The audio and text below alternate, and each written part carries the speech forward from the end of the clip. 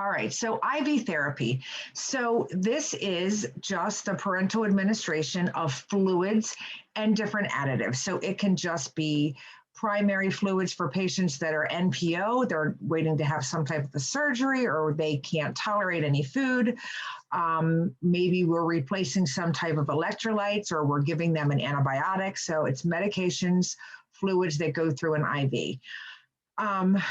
We are responsible for initiating these, monitoring them, and discontinuing the therapy. So not discontinuing them in the sense that we say, oh, okay, I think I'm looking at the patient's labs and I think they've had enough and I'm going to stop them.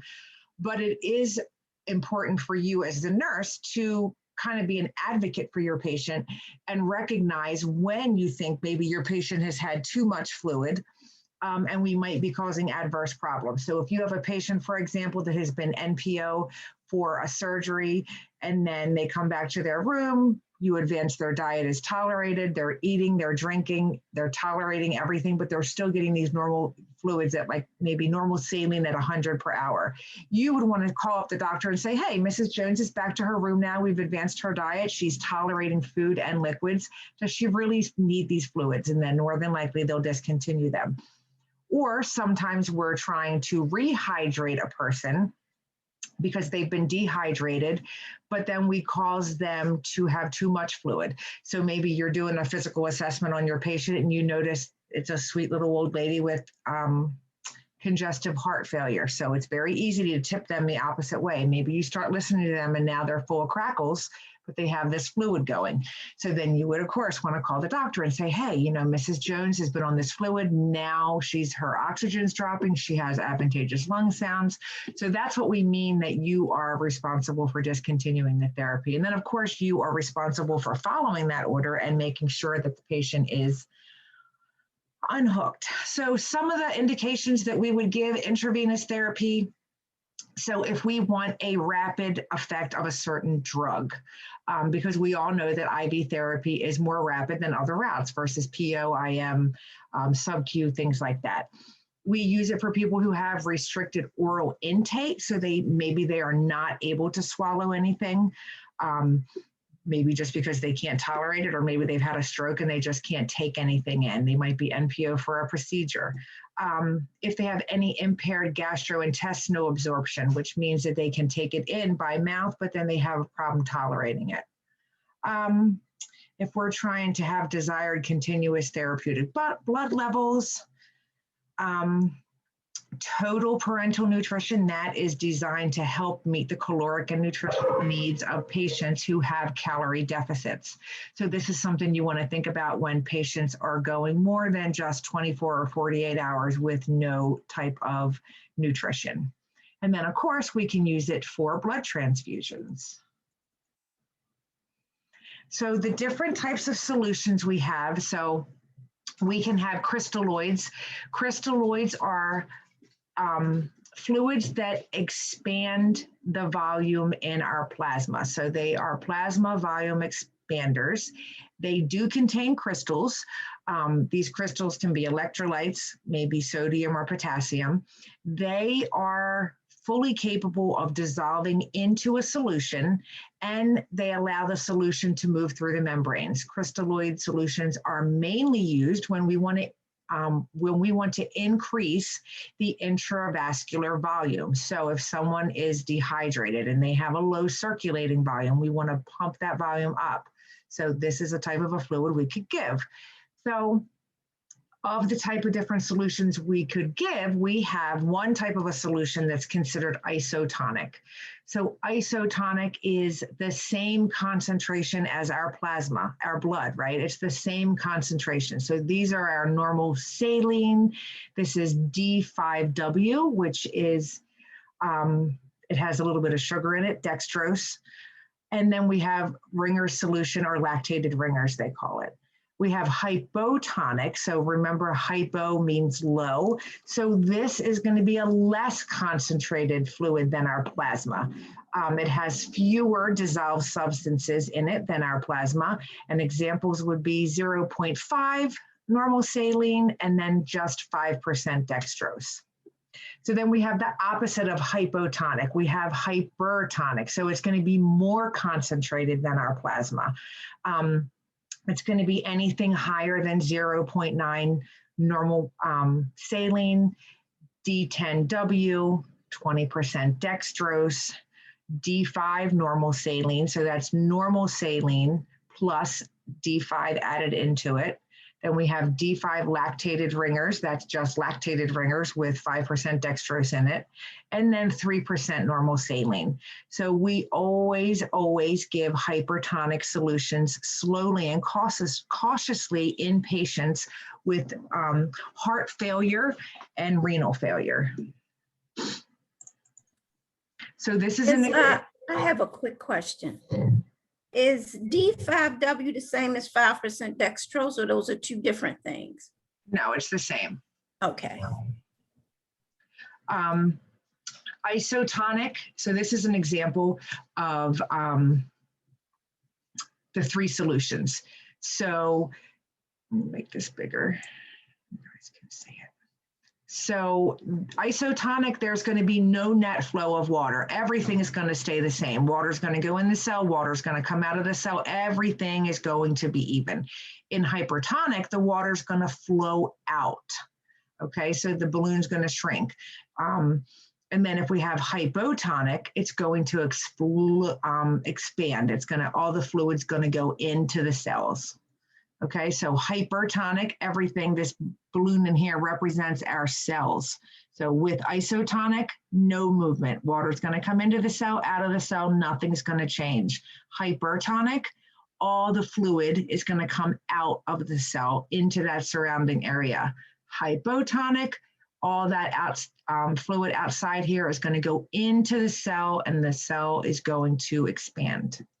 Okay? So hypertonic solution, so hyper. This is an osmolarity of greater than 375 milliosmoles. This, an example of a hypertonic solution would be your 3% saline, 20% dextrose in water, and then 10% dextrose in water. Our plasma osmolarity, so our blood is in that area is 275 to 295. So when you think of it in comparison, it's much higher. It's more hyper. Any kind of fluid shift with a hypertonic solution, fluid will shift into the blood vessels, okay, out of the cells, and then out of the tissues. So what effect is it going to have on our cells? Our cells are going to shrink because all of the fluid is going to come out. Indications for a hypertonic solution would be hyponatremia.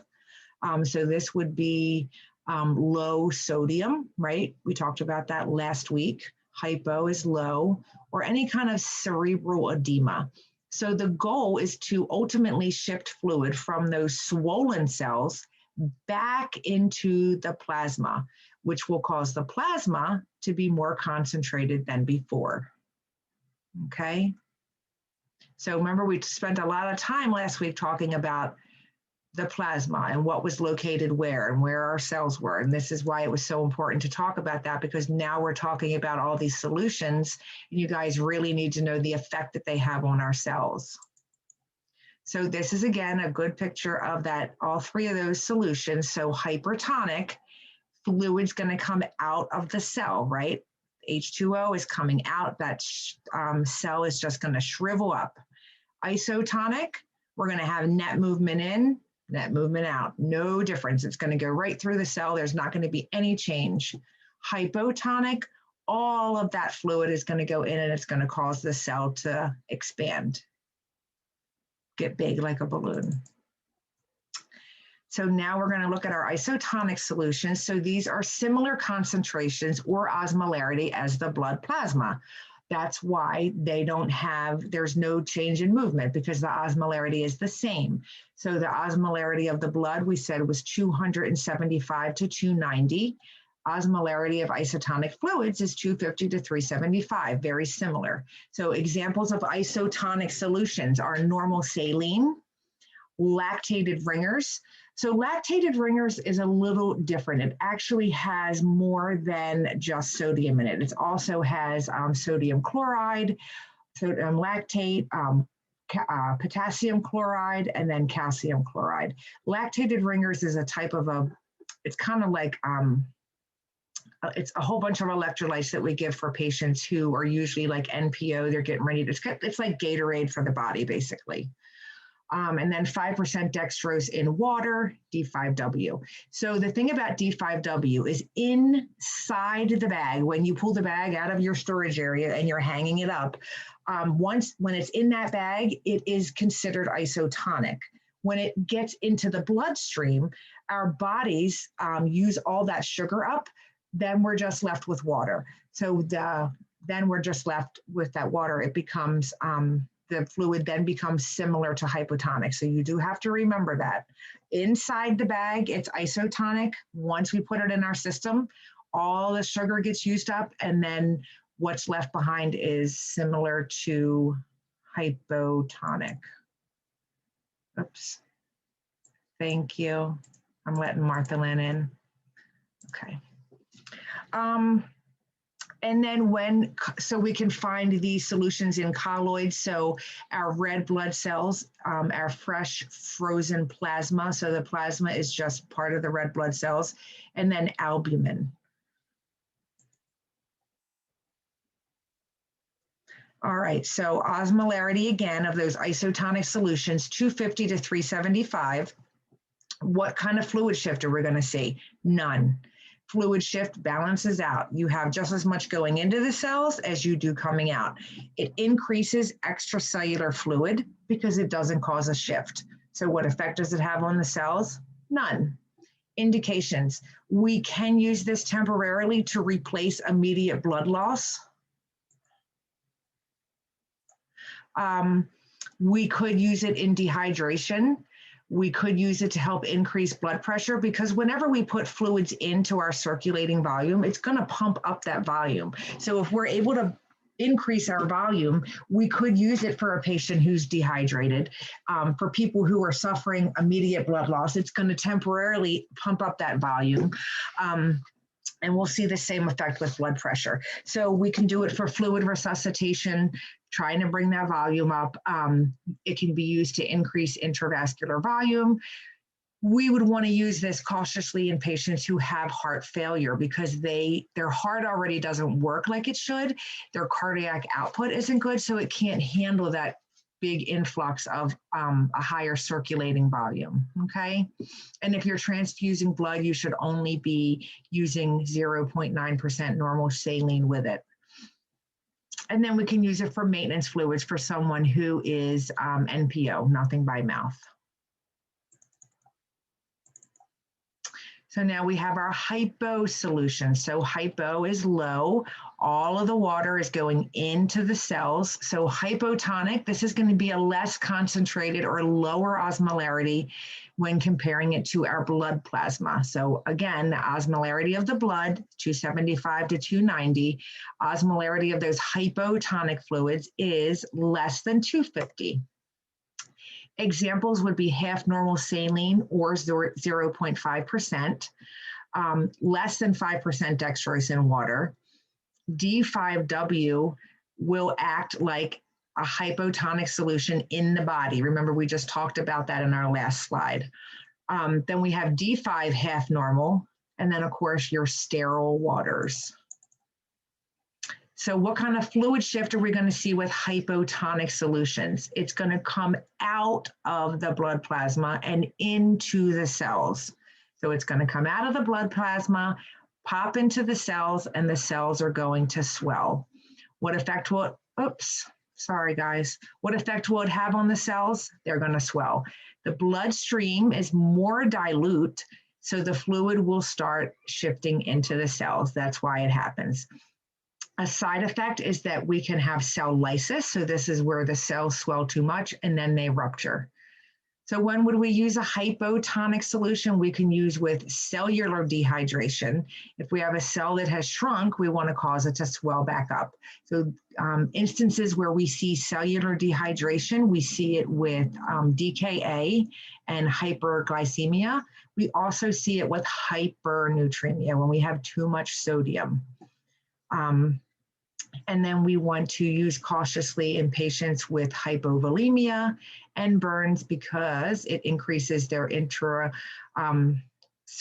pressure. Excuse me, Ms. Davis. Love line wants to be let in. Who? Love line. There's no one She there. got kicked out. Oh, okay. She'll probably come back in again. She's not there right now. Okay, thank you. So here's another picture. Hypertonic solution. It's going to pull all the fluid out of the cells. Isotonic, it's going to go in, it's going to come out. The cell is going to stay looking perfect. Hypotonic, all the water is going to go in and it's going to cause the cell to swell.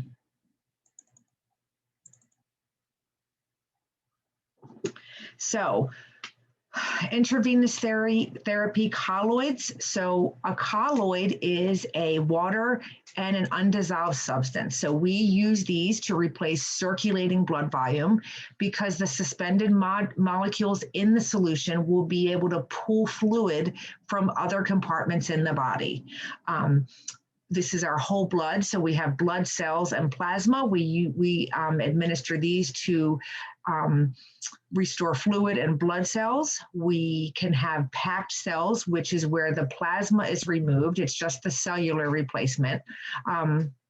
You only need cellular replacements and you don't need, or you could be damaged by the additional fluid. And then we have blood products. So we have the frozen plasma, which is FFP. We give this sometimes when we are managing coagulant therapies. We give it for clotting disorders. So if people have low platelets, we will give it to them. If they're hemorrhaging, vitamin K is the antidote for warfarin. We could give it for that. Albumin, remember we said last week that albumin is kind of like a water magnet. It maintains our blood volume by attracting fluid to the intravascular space.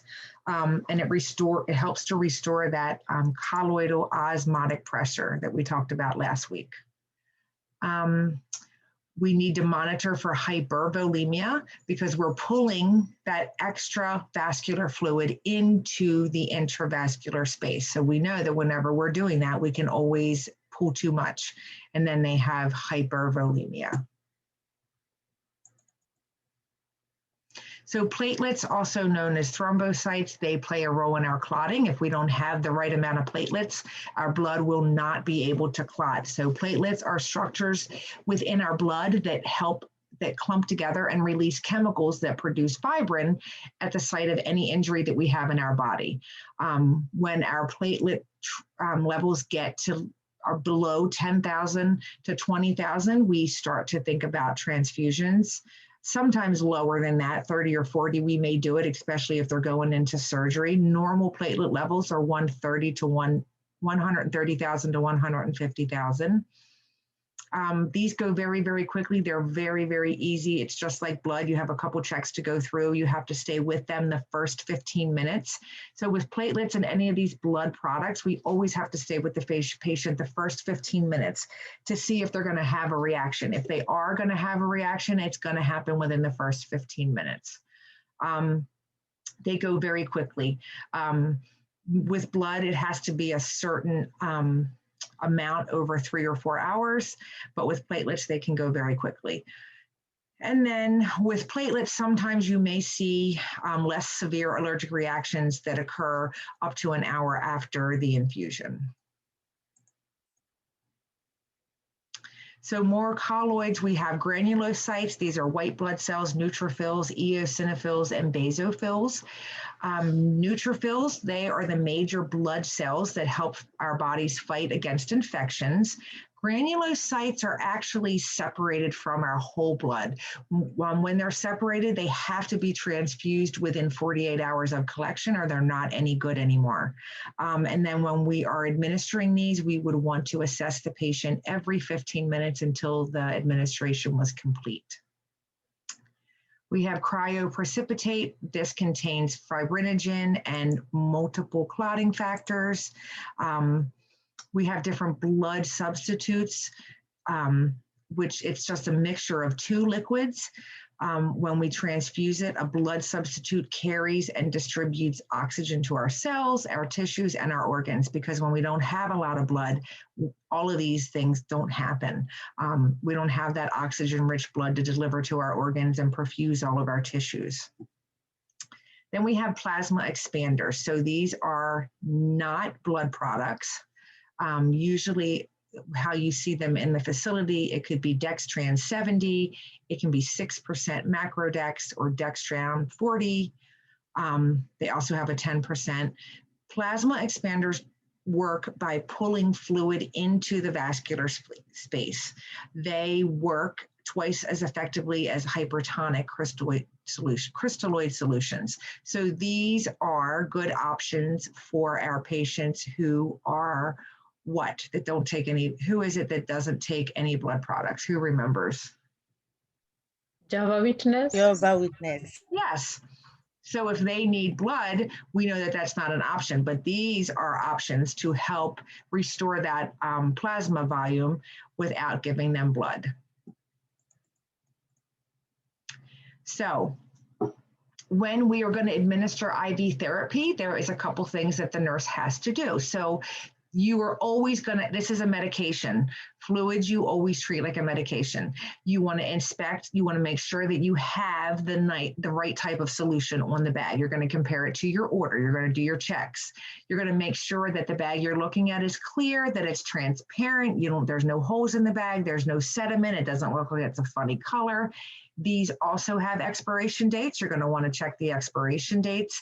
And then this is going to get labeled. So you're going to label your bag with your date, the time that you're hanging it, and your initials. Usually in most hospitals, fluids are only good for 24 hours from the time you hang them. So when you do the label, you put on one side of the label the current date, time, and your initials, and then you put on the other side of the label when it expires. And then you're going to need some IV tubing. So your primary tubing is what we use to administer our primary fluids. They are longer, the tubes themselves are longer, and you use primary tubing to administer larger volumes of fluid.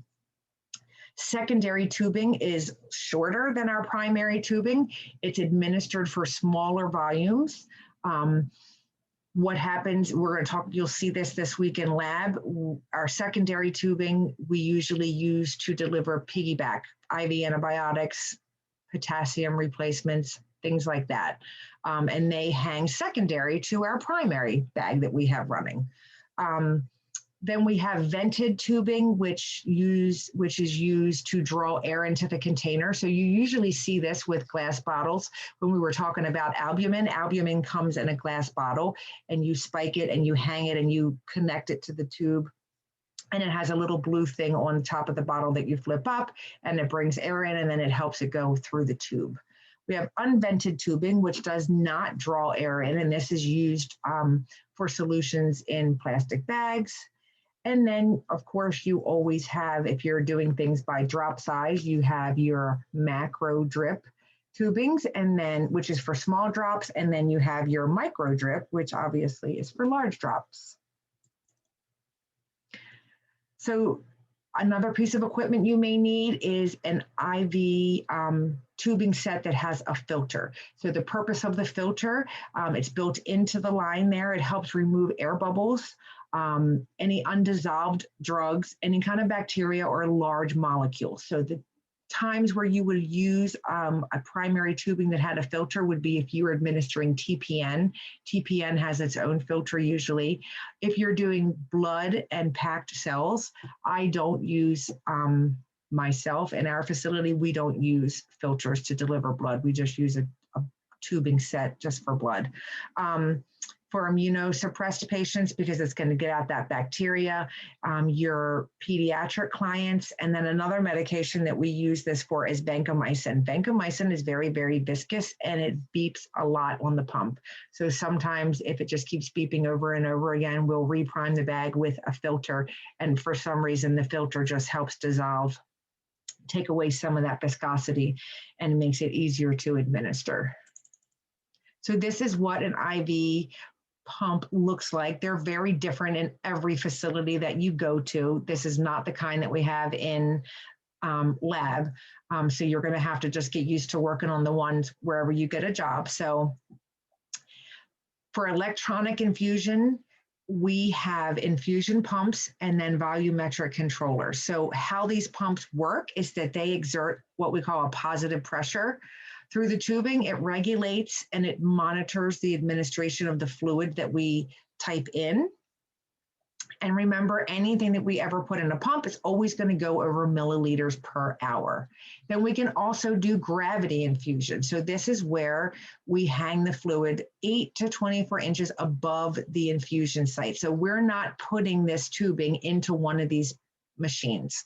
We're just hooking it up to the patient and it's hanging, and you decide how fast you want it to drip, or you could do something called a pressure infusion sleeve. It's kind of similar to a blood pressure cup. You wrap it around it and you pump it up, and it's like it simulates what you or I would do on the bag, where we would just squeeze it to get as much fluid in as soon as possible. So usually if we're doing, if patients are not doing very good and maybe they're on the verge of going onto the ICU and we have to give them a lot of fluids quick, we'll use a pressure sleeve. And then obviously these are going to be drops per minute because it's a gravity infusion. So your electronic infusion is always ml per hour. Gravity is always going to be drops per minute. So when you are going to give IV medication or fluids to your patient, you are going to want to prepare the patient. So you're always going to want to tell the patient what you're doing. Hi, Mrs. Jones, Dr. McNamara put in an order for you to have some IV fluids because you're not having any fluid intake because you're going to have this procedure tomorrow and we don't want you to be dehydrated. So you tell the patient what you're going to do. You're going to check their identity. You're going to check that wristband, confirm the client's name, their date of birth. You're using those 2 identifiers. You're going to explain the purpose of that IV therapy, how long they're going to have it. You're going to talk to them about giving them an IV or looking at that IV if they already have one to make sure that it's good to use. And then you're going to want to talk about any limitations of activities. So when our patients are hooked up to these poles, sometimes it's kind of hard for them to get up out of bed and maneuver. So you want to think about where you're putting that pole when you're hooking it up to their arm. So if their IV's in the left arm, you probably want to have their IV on the left side. So that way it's not draped across the room. Across the bed, it's not pulling, because if it pulls, you run the risk of pulling that IV out and then you have to get another. And if they're a hard stick, that's a problem. And then if they are ambulatory and they can get up on their own, it's easy for them to get up because it's on their side and they can just take the pole with them. So venipuncture. So this is a method of gaining access, obviously, to the venous system by going into the vein with a needle. This does require aseptic technique, not sterile, just aseptic. So you're going to be cleaning off that area real good with alcohol or chlorhexidine, depending on whatever your facility has. You're going to be wearing gloves. You are going to be monitoring, as the nurse, the increase, decrease, or rapid shift of fluid therapy. You are responsible. You're hanging it. You're responsible for monitoring it and making sure that the patient is tolerating it. Some things that we want to look for with our older population is the rigidity of their veins and poor skin turgor. So sometimes their veins just are not good anymore. They can be a very hard stick. Their skin is thin, their veins are little. Sometimes it's hard to get blood or to put an IV in. And then sometimes you might have a patient that has distended veins and you don't even need to use a tourniquet. So a tourniquet we use when we see an area on the arm where we would like to put an IV or we would like to take some blood. We just go a little bit above that area, and it's an elastic tourniquet. I'm sure you guys have had blood drawn before, you know what it is. And you tie the area off, gets all the blood flow to that area and makes that vein more visible. With some patients, you don't need to do that. So right here, where you say nurse monitors increase, decrease of rapid shift of fluid, you mean like infiltration of the fluid or? Yes. Okay. Yep. So what kind of sites can we use when we're trying to get blood? So we have a couple peripheral venous sites. So we have the antecubital, we have the inner elbow, we have the dorsum or the back, and then we have the forearm vein. So these are your peripheral sites. So one thing to keep in mind when you are putting these IVs in is that a lot of people like to go for this antecubital region, which is right here in the middle. They like to put IVs there. It's really a bad, they go there mainly when they go to the emergency room because there's a bigger vein there and it's usually easier to find. But what happens is when you put that IV in, I don't know if you guys can see, you put that IV in this area right here. Well, it's going to sit in there. And then when the patient's eating or they're moving their arm, every time they bend their arm, it's going to occlude that vein. That vein's going to bend in half. And then the fluid's not going to go through. So your IV pump is just going to beep and beep and beep all day long. What happens over time is blood's going to ooze out. They're going to lose that IV. You're going to have to go somewhere else to put the IV in anyway. So when I'm putting in IVs, I always try and avoid that antecubital site because I know it's not going to last long. It's always good to go here in the forearm, either anterior or posterior. It hurts a little bit more in the hand than it does on the forearms for patients, but that's a place that I like to go because they usually last there. And then once I explain that to the patient, they're like, can't you go here? This is where they usually go. And then I'll tell them, well, I can, but then you're going to have to wind up getting another one. So we might as well just do this site now, and then you won't have to get another IV. So those are the peripheral sites. When we're talking about the central venous sites, we have the superior vena cava that we can use. So the different peripheral venous access devices. So we have what's called a peripheral catheter, which is less than 3 inches. Sometimes it's also called a butterfly needle because it's very little. So this up here is a butterfly needle. We have an over the needle catheter, which is the most common. So what it is when you go to put the patient's IV in, you're going to have what we call, you know, either your 22 or your 20, it's your IV itself, the needle. So it's a little plastic sheath that sits over top of the needle. When you push the needle into the arm and you advance it and you pull back, the needle comes back out, but this plastic catheter stays in. So it's not an actual needle that stays into the vein the whole time. It's just this plastic sheath that stays in that vein. And that's the most common. And then we have a through the needle catheter, which I've never used one of those. Then we have a midline catheter. So this is a peripheral catheter, but instead of it being less than 3 inches, it's longer. It's greater than 3 inches. Usually these are inserted by your IV therapy teams. This is not something that I insert as a nurse. We have, I mean, I could, I just don't have access to them. But our IV therapy will come around, and for patients that have trouble, they don't have good veins, sometimes they'll put that midline in because it's a little bit longer and it'll last longer. So these are going to be inserted into the upper part of your arm peripherally. They can go into that antecubital area, the basalic area, the cephalic area, or the median cubital vein. Then we have a midclavicular catheter. So this goes into your axillary and your subclavian vein.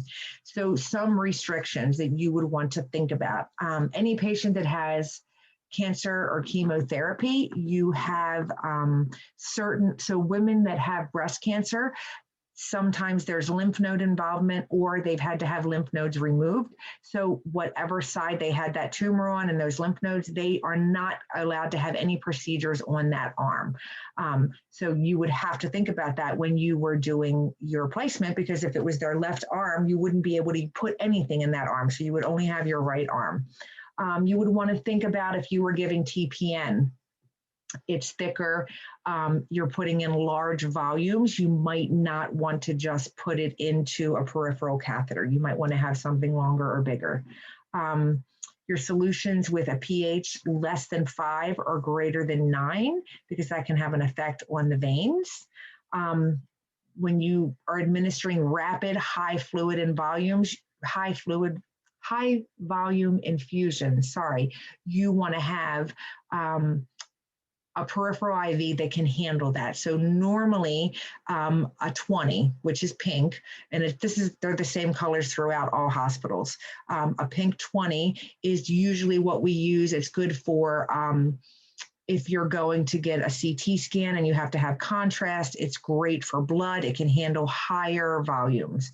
Your 18s, your 22s, they're smaller. Even though the numbers are going up, they're still smaller.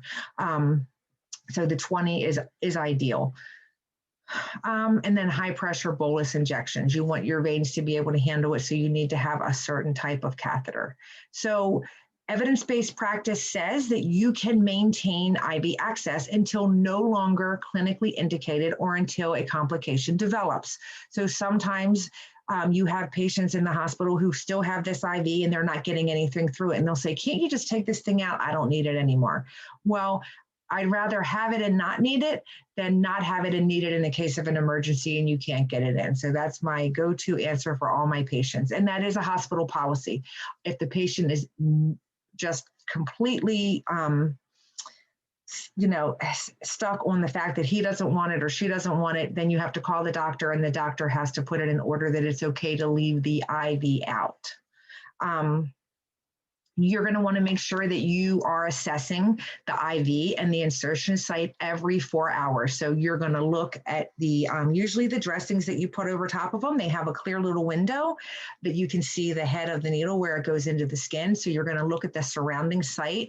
You're going to make sure that it's not red, that it's not warm, that it's not swollen.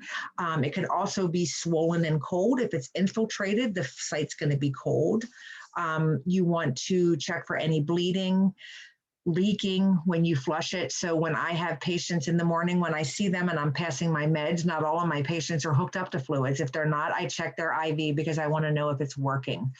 I just do like a little normal saline flush in there and I make sure we have blood return. It doesn't matter if you have blood return anymore. It used to be if you didn't have blood return, evidence-based practice said you had to get rid of it and put another one in. That's not the case anymore.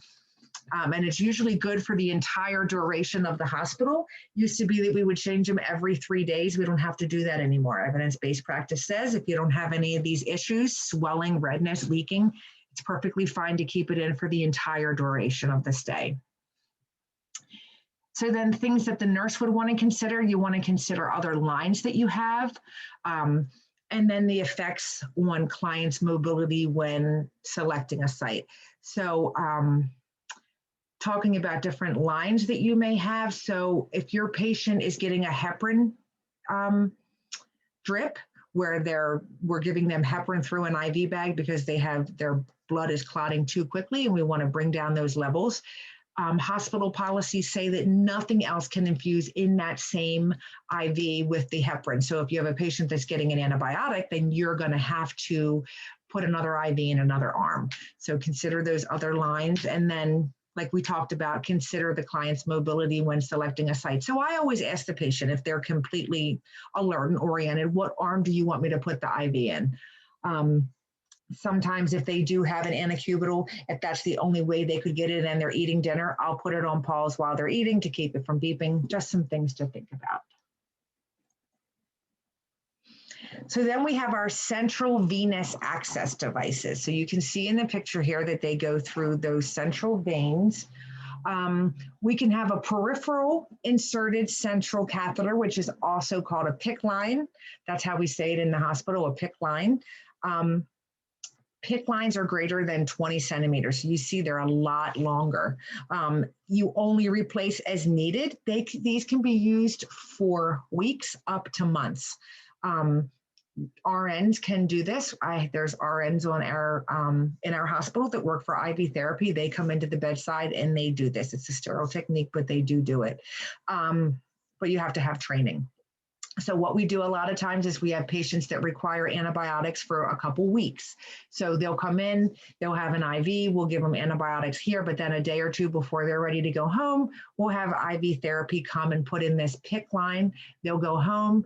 we'll have a home nurse come to their house, and then they will get their antibiotics or whatever fluids they need into that PICC. There are non-tunneled central venous catheters, so they are greater than 8 centimeters long. They are shorter than those peripheral inserted central catheters, and there is a higher risk for infection. So we don't see a lot of these. These drop right down into the heart, so we have to be really careful with infection. Then we have our tunneled central venous catheters, greater than 8 centimeters long. These are long-term use, up to months we can use these. These can be placed in the internal or the external jugular or the subclavian vein. And then we have implanted ports. So a lot of patients that have cancer, they get their chemo, they get it through a port. It usually goes in the left chest or in the right chest somewhere. It's just like a little dot.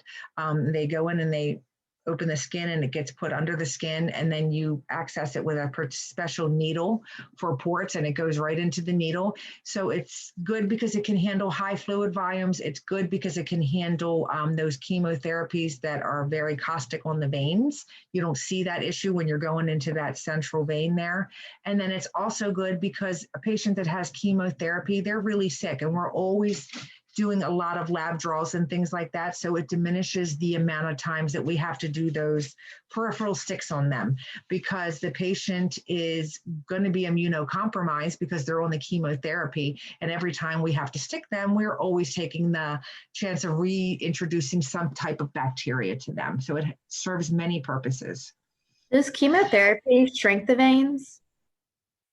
It doesn't shrink them, but it Like weakens them, maybe? It weakens them. It does a lot of stuff to them. It does make them smaller. It damages them, so they're just not usable afterwards. They are to some extent, but they're not very easily used. So we use these central access devices for TPN when we're giving those patients nutrition when they can't take anything by mouth. If we're monitoring venous pressure, we can use this. If we're giving concentrated or irritating IV solutions, those bigger veins can handle it. If we have reduced availability of peripheral veins, and sometimes that's exactly what it is. They just don't have any good veins, and it's important that we have good access, so we'll put in that central line. We do it for lab draws. So any patient that has a central line is what we call them in the hospital. So this is all of these. This is that PICC line, the tunneled catheter, and the implanted ports. We, as the nurse, are always responsible for doing the lab draws. And then these are very well used for long-term intermittent infusions. So once these lines are placed, we cannot just use them. Even if they come in with them, we cannot just use them. We have to do a chest radiograph first, which is going to confirm the placement, because we want to make sure it's exactly where it's supposed to be before we start using it. Sometimes when they're putting in, they can accidentally puncture that pleural membrane. It can cause a pneumothorax. So this is why we do that x-ray and make sure that it's where it needs to be. So the thing about central lines compared to peripheral lines is these have to be flushed twice a shift. We have to make sure there's blood return in them. So we have to take that 10 cc normal saline flush that we have in lab, and we have to always make sure that we scrub the hub, which is that little reflux valve on the end of the line there. We call it a reflux valve. You have to scrub that with alcohol, because remember, this is a direct line to their heart. If we hook something into it and there's any kind of bacteria on there, it's going to cause a major infection. So you have to scrub that really well. You have to hook up that flush. You have to flush twice a shift, and then you also have to pull back to make sure that you get blood return, because blood return is a sign that this central line is working and it's where it's supposed to be. If you don't get blood return, then that's a problem. So if you ever you're taking care of a patient that has one of these lines and you don't get blood return, you can't use it. You have to let the doctor know, call IV therapy. And then what I do is I usually get some tape and I color on it with red and I wrap it real good at the end so that nobody can come behind me and go to use it. All right, so what are some complications of IV therapy? So you could get an infection, right? Because we don't clean properly. We can do this as care providers. I mean, so many times I see patients come back from tests or they come up from the emergency room and their IV, the end of the tubing is just sitting there and it doesn't have any kind of cap on it. So in our hospital, we have these little things called Curo caps. They're little green caps and they're infused with alcohol. So after we're done using the IV, we take one of these caps off and we put it on the end and it keeps it clean. So if your patient has one of those on their IV, you don't have to scrub the hub before you hook anything up because it's already clean.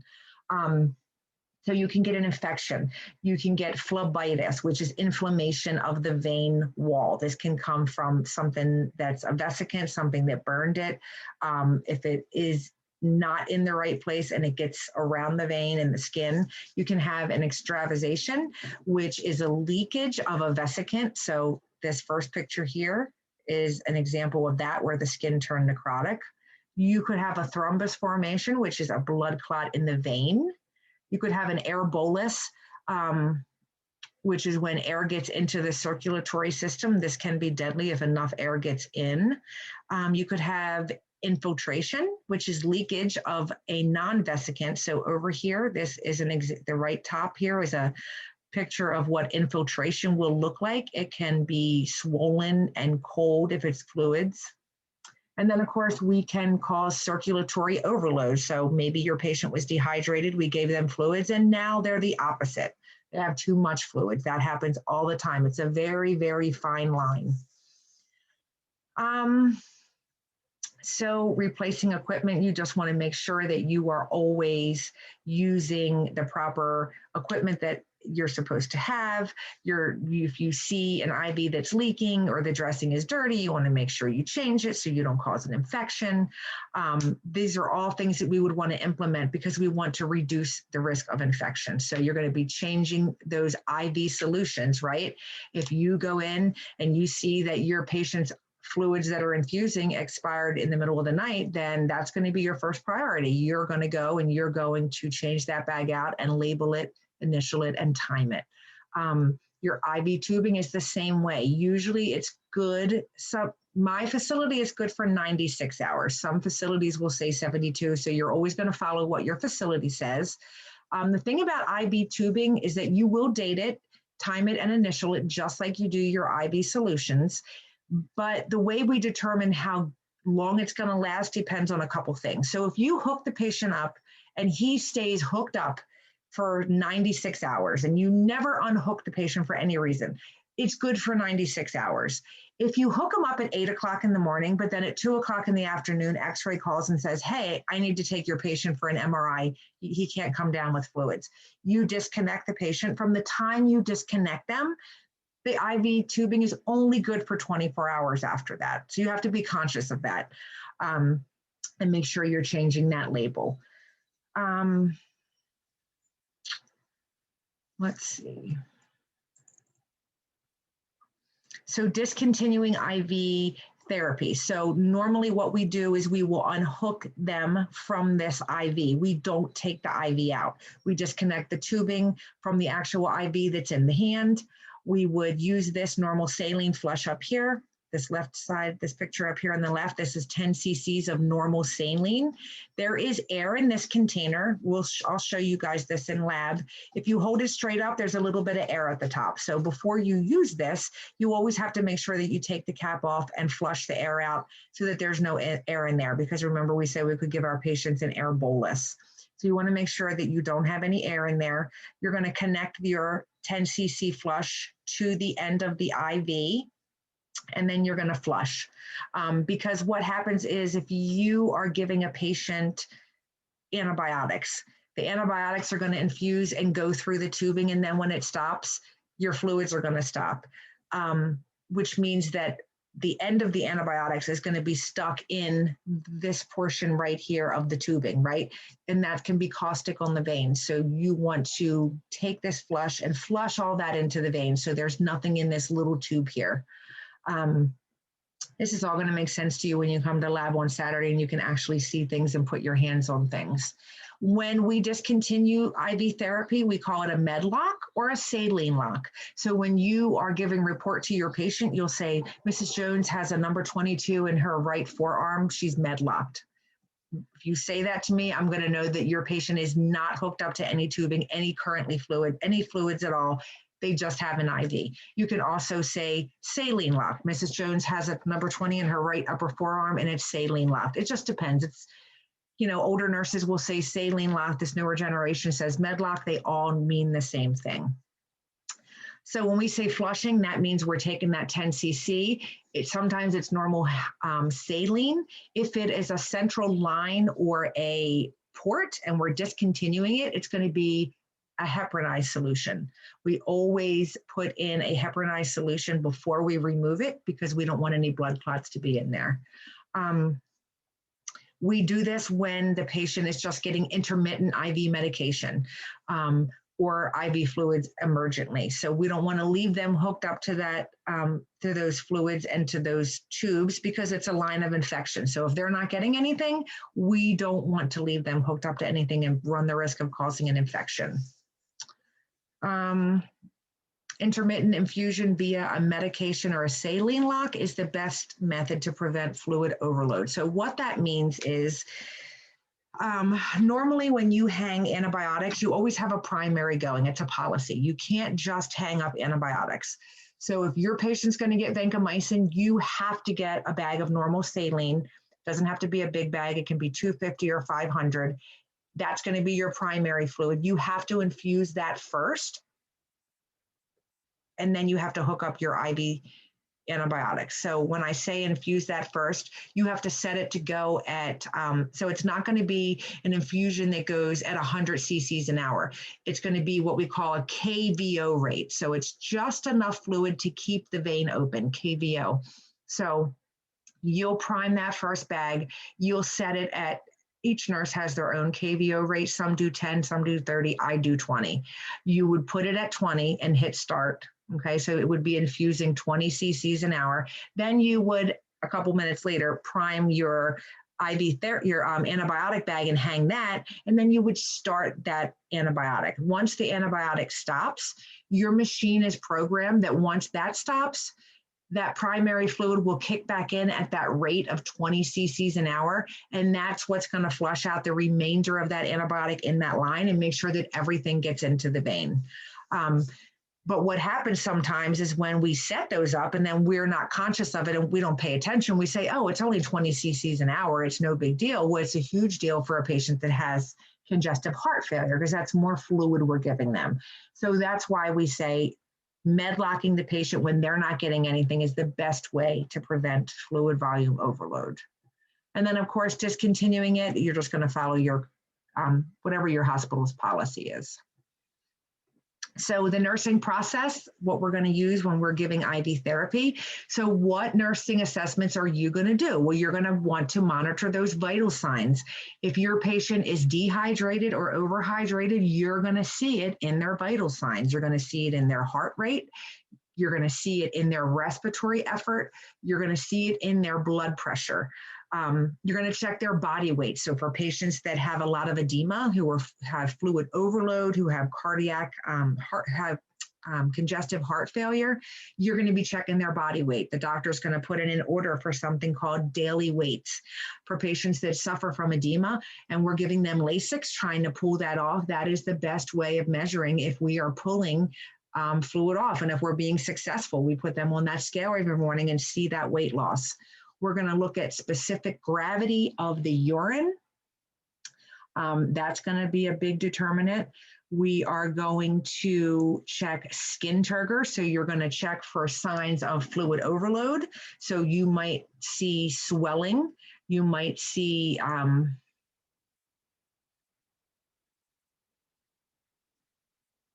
Ryan, can we answer that at the end? We can answer it now, actually. Fluid volume overload is going to be hypervolemia because you have too much fluid. Remember, hyper is high, so too much fluid. Hypo would mean you don't have enough. So when you're looking at that skin turgor, Signs of edema, you could have pitting edema, or you could just be swollen but not be pitting. So that's non-pitting edema. Or tenting in your patients who are dehydrated. So remember, you're going to take the hand and pull up the skin, and when you let go, it kind of stays. We call that tenting. You're going to check their level of consciousness. So for fluid overload or any kind of dehydration, you're going to see changes in the level of consciousness because the stability of those electrolytes is changing. Some nursing diagnoses and interventions. So one nursing diagnosis could be risk for imbalanced fluid volume. So an intervention for that would be to calculate the rate of the fluid infusion and make sure that you're maintaining accurate intake and output. So if you've given Mrs. Jones 1,000 cc's of normal saline today, you need to make sure that you're getting that same amount out. If not, then you have a problem. Risk for infection. So you're going to make sure you're using that aseptic technique when you're changing those IV site dressings, any of your tubings and your solution containers. And you have risk for imbalanced nutrition, less than body requirements. So special considerations that you would want to think about for IV therapy. So when we are giving blood transfusions, so blood transfusion is just the infusion of whole blood, or it can just be a blood component. You want to make sure you have an IV, 16 to a 20 gauge. Our hospital prefers 20, so that's what we try to do. It is administered through a Y administration tubing. So it has two branches. And this is exactly what the picture looks like. So you have this middle part here where your fluids are going to flow through. On this side, you're going to have your blood, and on this side, you're going to have that normal saline bag. We like to have this because if your patient starts having a reaction to this, you have this fluid here that you could rapidly infuse in to help wash that blood out. So we call that Y site tubing simply because it makes a Y. One goes to one side, this one goes to the other, and then you have that middle piece. Whoops. Pharmacologic considerations, you never, ever, ever want to add medication to whole blood. Blood always runs by itself for the entire infusion. So if you have a patient that's getting blood and they're on IV pain medication and they want pain medication, you can't give it. You don't want to give any PO medications. You always want to run it by itself, because if they start to have a reaction, you won't know what it's from. So you always, always, always run blood by itself for the entire transfusion. And then before we give blood, we have to perform what's called a type and screen prior to us administering blood, because we want to determine compatibility for our patients. If the patient gets blood that is not compatible for them, it can clump. It can also hemolyze inside the veins, and it can cause death.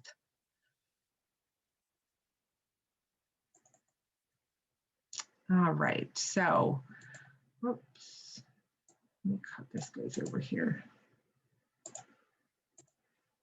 All right, so when we talk about blood transfusion, so not all blood is compatible. What system we use to determine compatibility is called the ABO system. The antigens determine our blood group. So we have an A, a B, an AB, and an O. Those are all the blood groups. So A blood has an A antigen on the red blood cell. The B blood has a B antigen on the red blood cell. AB has an A and a B antigen on the red blood cell. And O blood has neither A or B on the red blood cell. O is the universal donor, so O can give to everyone. It can give to A, it can give to B, it can give to AB, and it can give to O.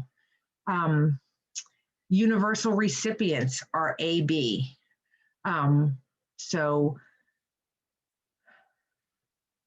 A, if you look at this chart, so if you have someone that has an A antigen, they can receive from another person that has A because that's what they have. And then they can also receive from O because O can give to everybody, right? They can donate to anybody that has A, obviously, because they have A, but they can also donate donate to AB because AB still has the A. For our B blood group, they can receive obviously from anyone who has B because it's the same. And then again, they can receive from the O because the O is the universal donor. And then the same thing with the A, they can give to B because they have B, and they can give to AB because B is still a component. Then you have the AB blood group, so they can receive from A or B because they have AB. They can also receive from AB, and they can receive from O because O gives to everyone. And then AB can only give to AB, okay? You can't give to A because it has a B, and you can't give to B because it has an A. And then you have your O, your universal donor. They can receive only from O, but they can donate to everyone. So they can give A, they can give B, they can give to AB, and they can give to O.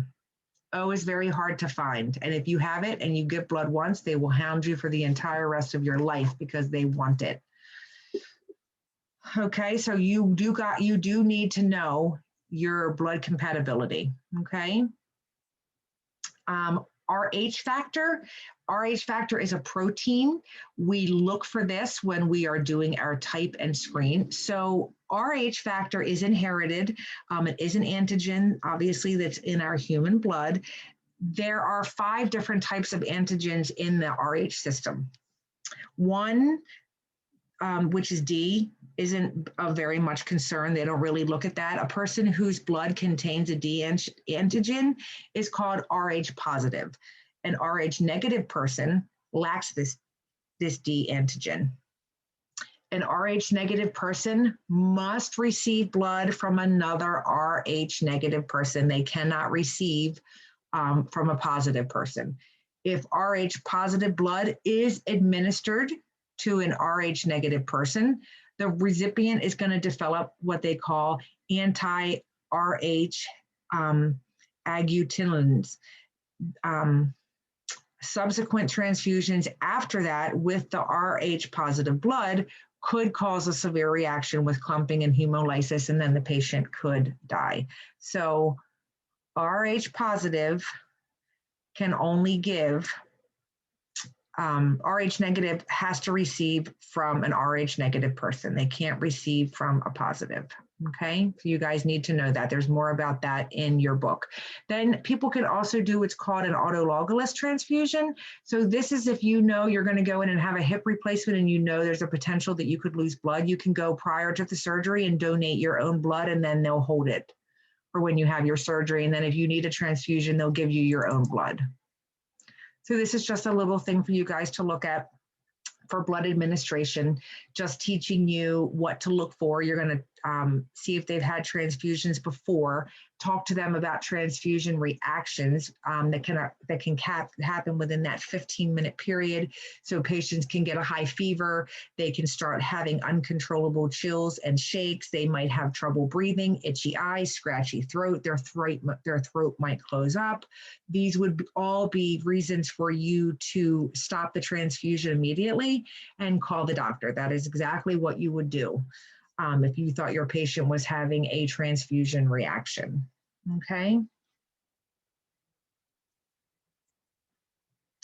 So complications of the blood transfusion. Transfusion reaction usually occurs within the first 15 minutes. That's why the nurse has to be present the entire time during the first 15 minutes.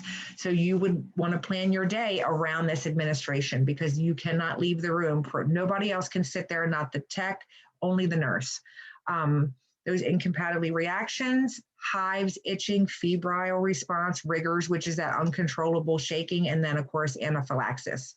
You stop the transfusion immediately. You open up that other bag you have that has the normal saline and you notify the doctor. You could have a septic reaction. So there are pathogens that grow in stored blood. So the patient would have shaking, high fevers. You could get hypocalcemia, which is something that we see when patients get massive transfusions, like 8 to 10 bags. It causes a citrate binding in the blood. And then we can have bloodborne pathogens. So hepatitis A, B, C, and then HIV. And I put some notes down here in the slides. You guys can read these.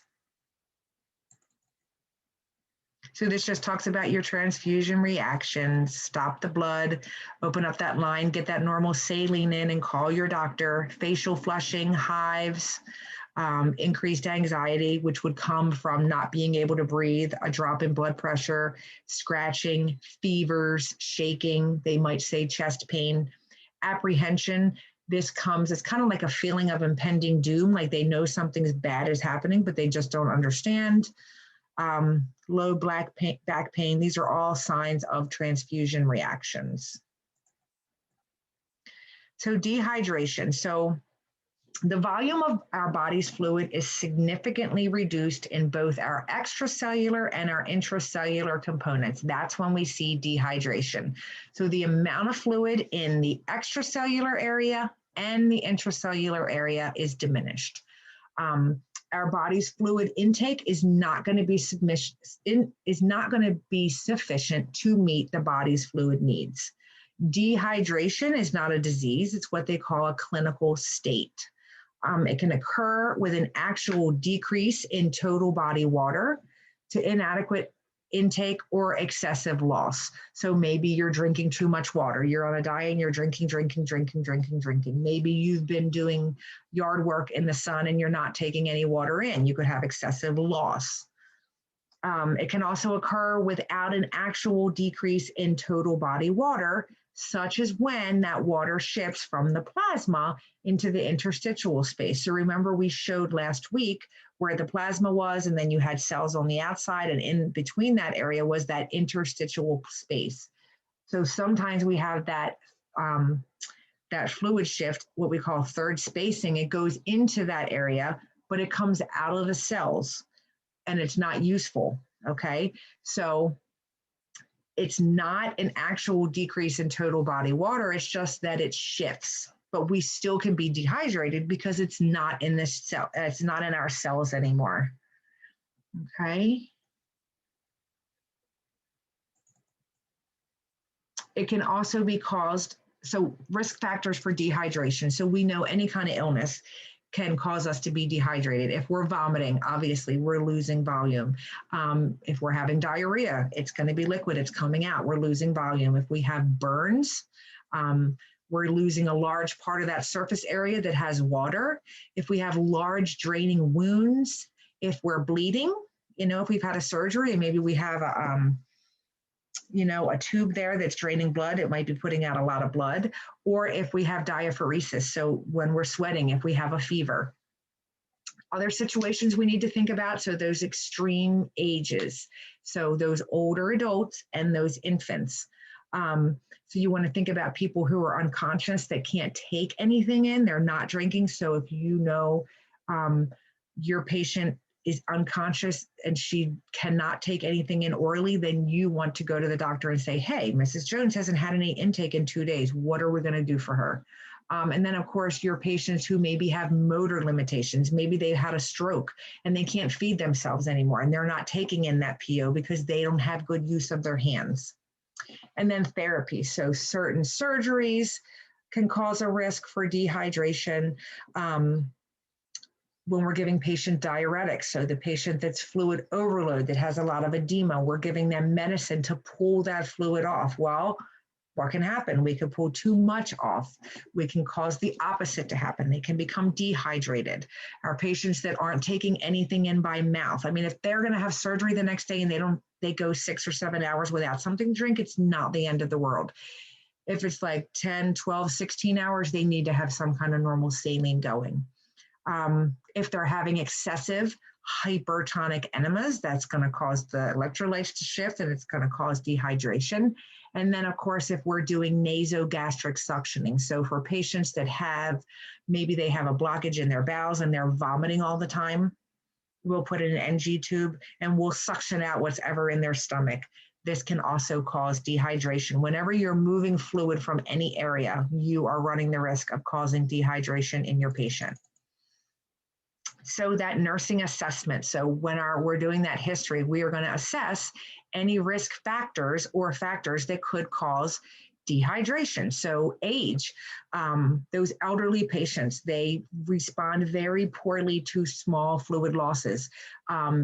You're going to see it right away. They're more likely to have chronic illness or take meds that lead to fluid and electrolyte imbalances. Height and weight, so changes in daily weight is a good indicator of fluid losses or excesses. So you're going to make sure you're weighing that patient at the same time, on the same scale, dressed similarly. So in the hospital, we do daily weights every morning at 6 a.m. What I see all the time is that some patients can't get out of bed, and they'll weigh the patient in the bed with the pillow and all the covers on. Well, if the girl who weighed that patient before took all the pillows and covers off, you're going to have a different weight the next day. So these are things that you really need to think about when you're weighing the patient, because you need that weight to be as accurate as possible. Because if your patient is losing weight and you've brought them down a couple pounds, maybe that would change the diuretic therapy they're going to get. But if the covers and all the pillows are on the bed, that's not going to be reflected in the weight.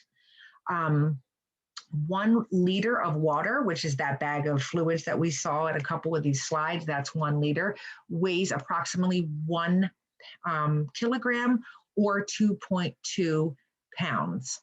And we give sometimes 3 or 4 bags of those liters to people through IV a day sometimes. And then 1 pound will correspond to about a change of 500 mLs.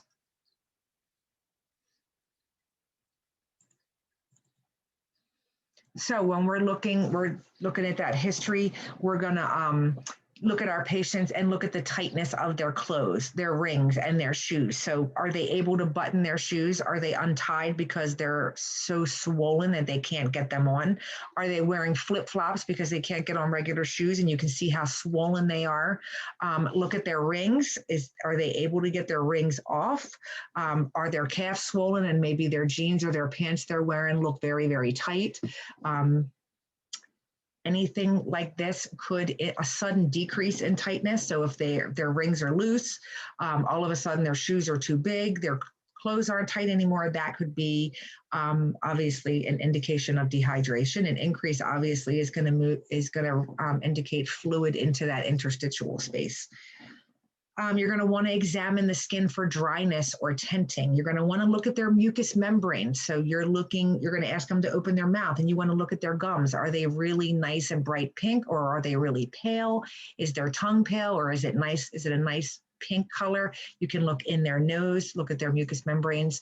That tells a lot about hydration. The sensation of their palpations or lightheadedness from moving from lying to sitting to standing. Remember, that is considered orthostatic hypotension. When we check the blood pressure in those 3 positions and we see a drop of 10 in either the diastolic or the systolic. And then obviously someone who is dehydrated, their circulating volume is going to be decreased. So when you are doing those peripheral pulses, they might not be a moderate. They might be weak because you don't have that circulating volume moving around. And then any abnormal or excessive fluid losses. So, were they outside working in the heat today and they were sweating up a storm? Are they having terrible diarrhea for 3 or 4 days? Are they bleeding? Maybe they could be bleeding internally. Maybe they had a procedure and they have an accordion drain on the side and it's just putting out a lot of blood. Have they been vomiting? Are they peeing a lot? Maybe we're giving them too many diuretics. Are they salivating? Do they have wound drainage? These are all excessive abnormal losses. So again, you want to look at chronic or recent acute illnesses, diabetes, cancers, burns, dialysis, things that can affect our fluid status. Have they had any recent surgeries? Medications, what are we giving them? Are we giving them diuretics and pulling all that fluid off? Are we giving them steroids? Urine output. This is huge, huge, huge. This is why I say every patient I take care of is on strict I's and O's. I don't care if the doctor has an order or not. I know firsthand that this is going to be a change that I will recognize in my patient if things start to go south. So I put everyone on strict eyes and O's. You're going to look at how much are they going. So frequency, are they going every hour? How much are they putting out? What color is it? Is it really dark amber? It's really yellow and concentrated, or is it very, very diluted and it's almost clear? What is the specific gravity? If it's 1.020 or higher, it's going to indicate that the patient has low fluid volume. Fluid intake and output over the last 48 hours. You want to look and make sure that what you or another nurse before you has put in, that patient is putting out. Now, this is not always accurate in the nursing world, because nurses are not good about documenting their I's and O's. Some people just don't take it seriously. And then some people just believe that it's the job of the tech. While it is a two-person job, in my opinion, I know ultimately in my practice, I'm responsible for making sure that that fluid intake is even. So I always go back and see what the tech put in. And then if I don't like what I see, then I go to them and I'll say, hey, you were working with Miss Jones today. Did you happen to take any fluids out of her room? Has she been to the bathroom? Because I want to make sure it's ultimately documented correctly. And then you want to look at the type of fluids that they are taking in. And have they recently engaged in any strenuous exercise? Have they run any marathons? Well, they're definitely going to be losing some fluid there. So that physical assessment. So when we look at patients that are dehydrated, that cardiovascular assessment, most of the changes that we see are going to be very reliable indicators of changes in plasma volume. So your patients that have a low circulatory volume, their pulse rate is going to be high. Why do you think their pulse rate's going to be high if they don't have a lot of fluids in their body? The heart has to work harder to pump the fluid or blood to, throughout the body. Absolutely. Very good. Your cardiovascular, all those baroreceptors sense a decrease in volume. So they tell the heart, oh my God, you're not pumping enough. You need to pump more. Your pulse is going to be thready, or it's going to be diminished because you don't have that efficient circulating volume. Your blood pressure is an indicator of your circulatory volume. If it's low, your blood pressure is going to be low. You're going to see that postural hypotension where you go from sitting, lying, sitting to standing. You might have a flat neck and hand veins in dependent positions. And then, of course, you're going to see those diminished peripheral pulses. What's your respiratory system going to show? Well, it's going to show an increase in rate and an increase in depth. When acidosis accompanies dehydration, which we're going to talk about in our next slides, not soon, but in the next thing here, you're going to see what we call Kussmaul breathing, which is very deep breathing and it's very labored. We see that with acidosis. Our GI system, we're going to have decreased motility. So we know that our circulatory volume helps perfuse all of our organs. If we don't have enough to circulate, our kidneys aren't going to be perfused, our bowels aren't going to be perfused, the liver's not going to be perfused, nothing's going to work. So we're going to see decreased motility because there's not enough blood getting there. We're going to see decreased bowel sounds. Constipation because you don't have that good peristalsis. And then your patients are going to be thirsty. So your renal, same thing. You're not going to be adequately perfused, not enough volume. So you're going to have decreased urine output.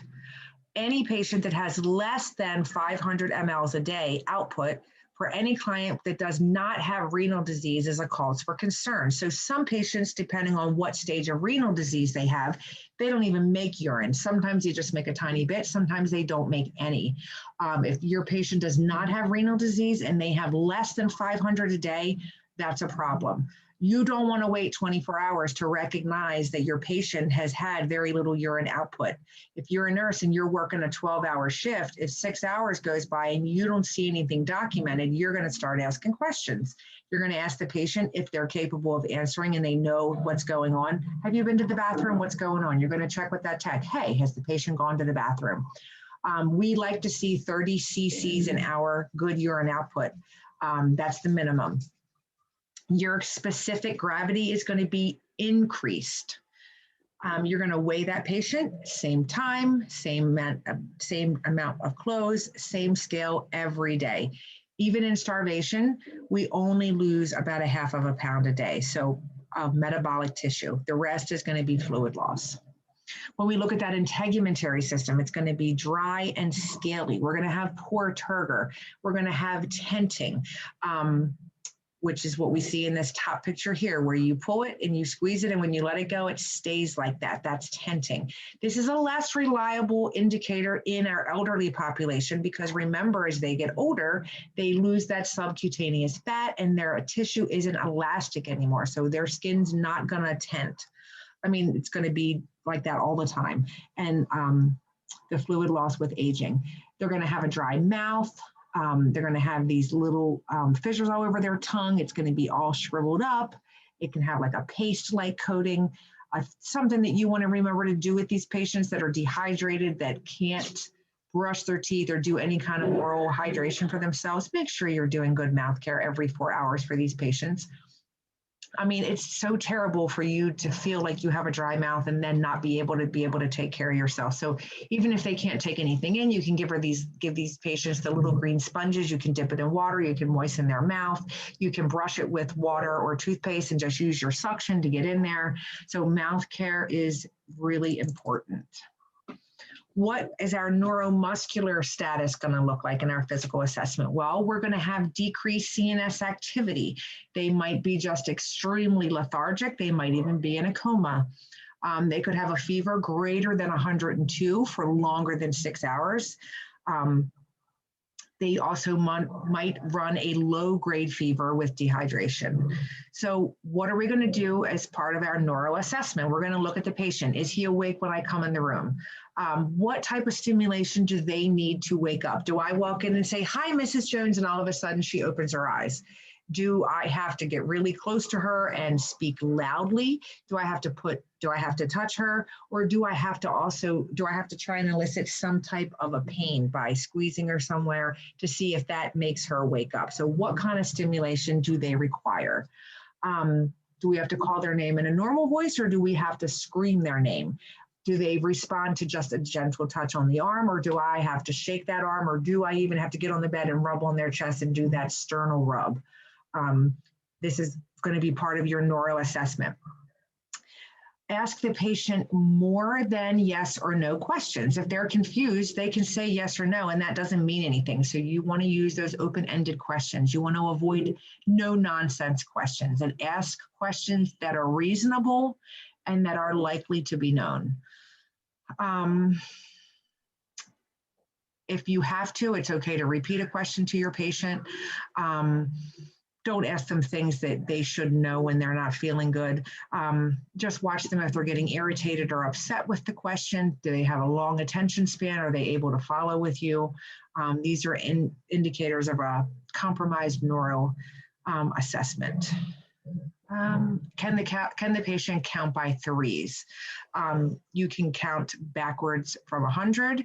You can ask them to name their immediate family members. You can ask them if they know the date, the year, what season it is, the day of the week.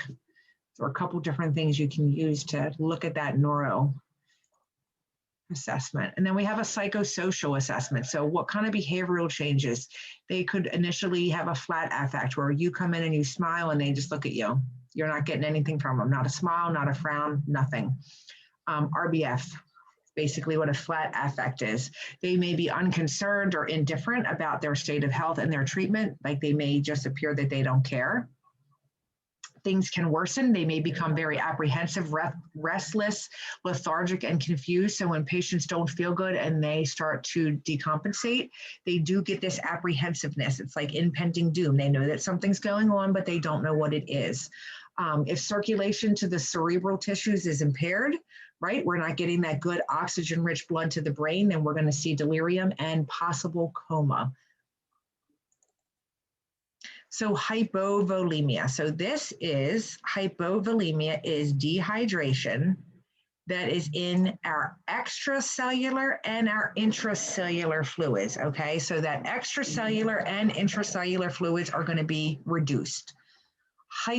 Low volemia is the most common form of dehydration. It's important that you guys know where these dehydrations are taking place, because you're never going to be able to answer questions about medications that you would give if you don't know where these deficient areas are. So dehydration and hypovolemia is extracellular, so outside of the cell, and then inside of the cell. Fluid volume deficit can be caused by water and solutes in the same proportion from the extracellular space. So this is your plasma and your interstitial space outside.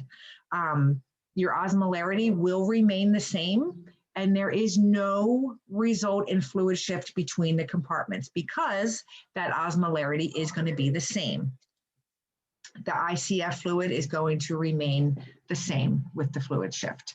You're going to have a low volume of extracellular fluid.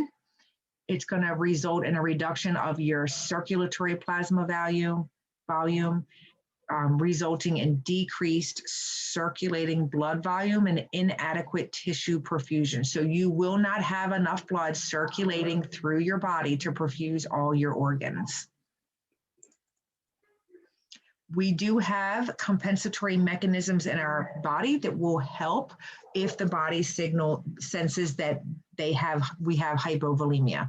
So compensatory mechanisms attempt to maintain that adequate tissue perfusion to help our vital organs despite the fact that we have that decreased vascular volume. So when our circulatory volume is low, our blood pressure starts to fall. The heart compensates by increasing the heart rate to help pump out more blood, so that we can have what they consider an adequate cardiac output. So we're going to put more blood out with each pump because we don't have enough volume.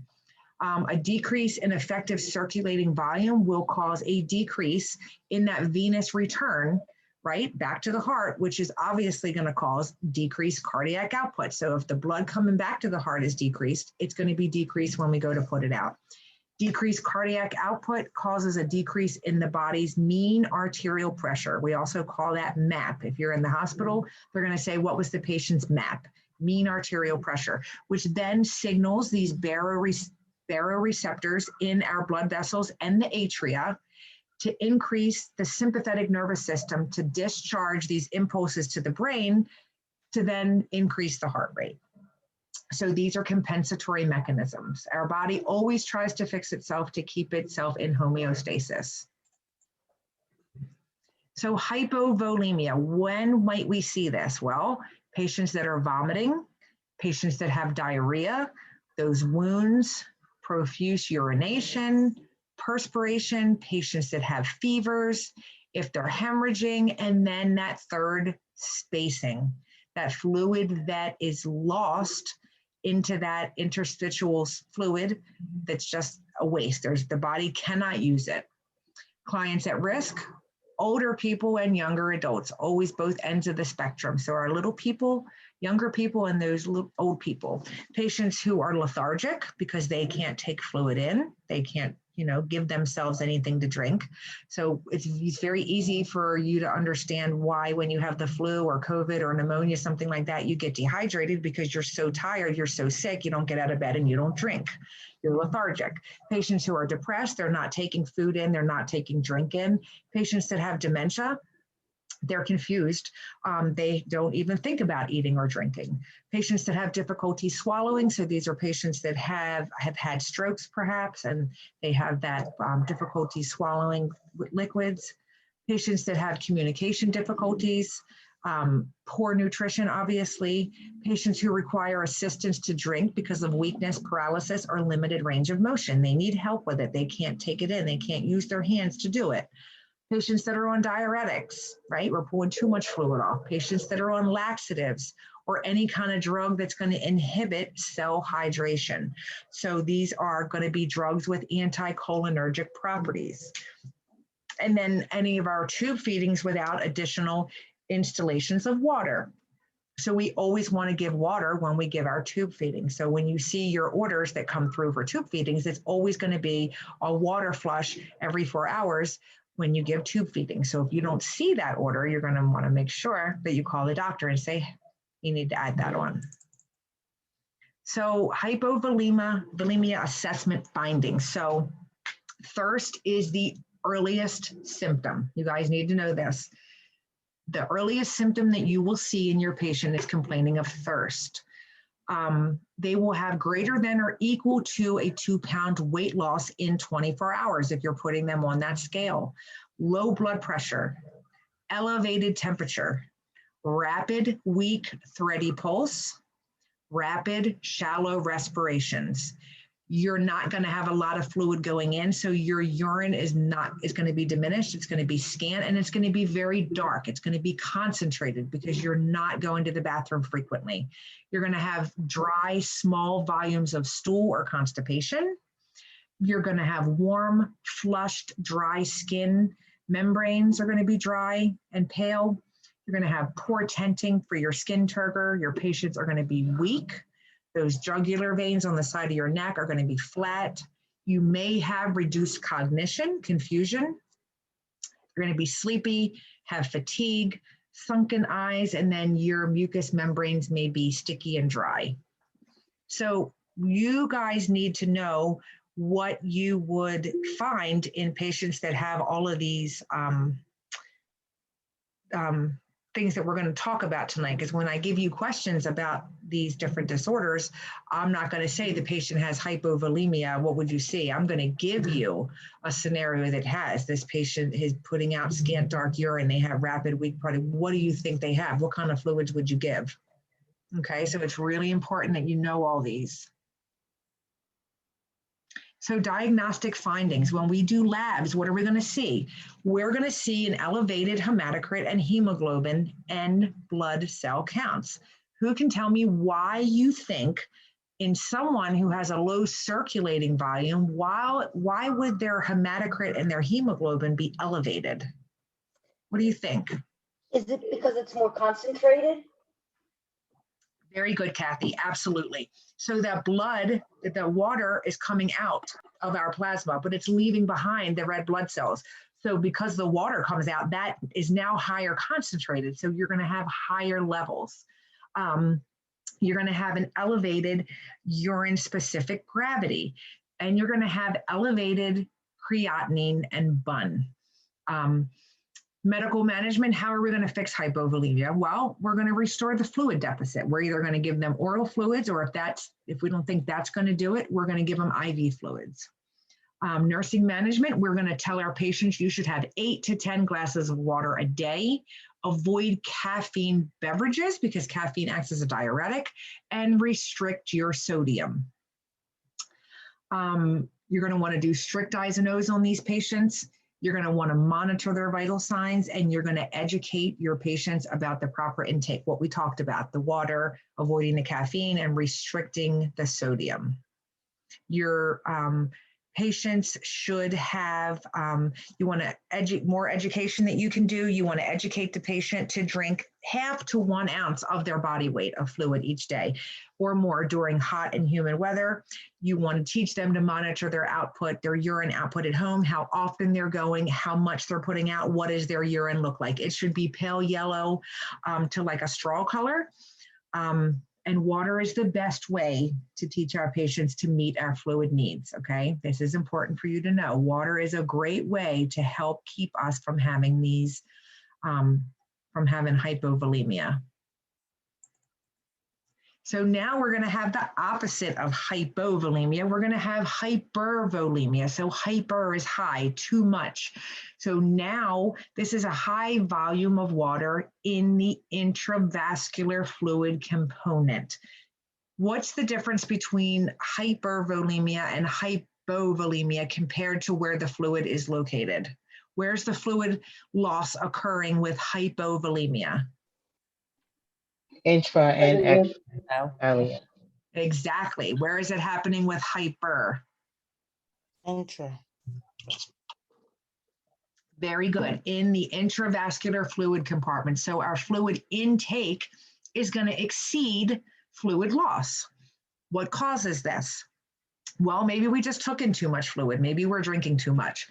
Maybe we gave them IV fluids for too long, or maybe they were going in too fast and now we've given them too much. Remember, this happens all the time.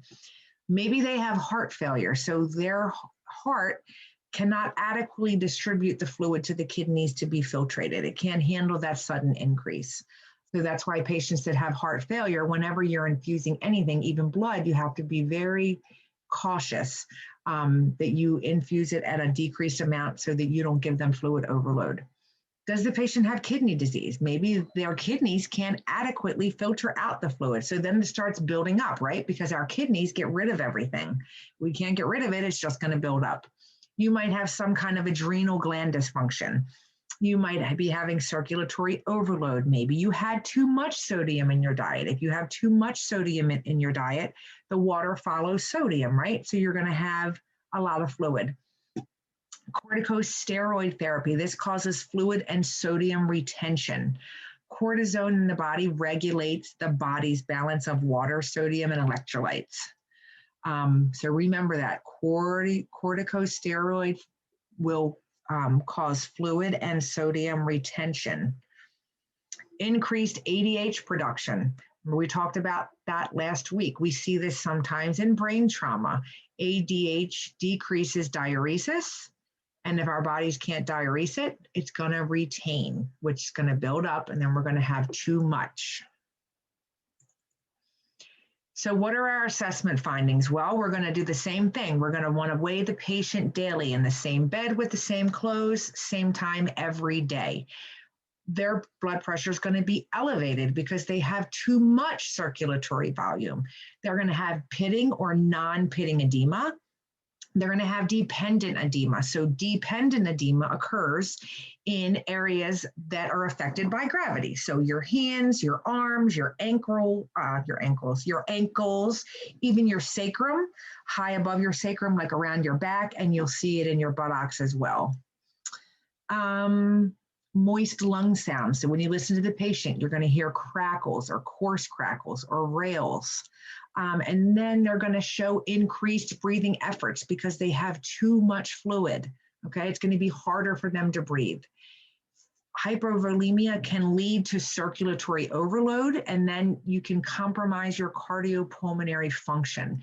So this is when the excess fluid volume raises our blood pressure and causes the heart to contract, causes the heart to increase its force of contraction. And the heart can only do that for so long before it stops. So our diagnostic findings are low hematocrit and low blood cell count. Why? Because now we have too much fluid in there. So the concentration is diluted. And then we're going to have a low specific gravity. Medical management, how are we going to get rid of all this fluid? Well, we're going to restrict their oral intake or their parental fluids. So we're going to stop their fluids if they're getting them. And we're going to say that they have a fluid restriction every day. So a lot of your congestive heart failure patients will be on fluid restrictions, 1,200 a day, 1,500 a day, 1,800 a day. We're going to give them diuretics so that they can pee out all that excess fluid. And then we're going to limit their sodium.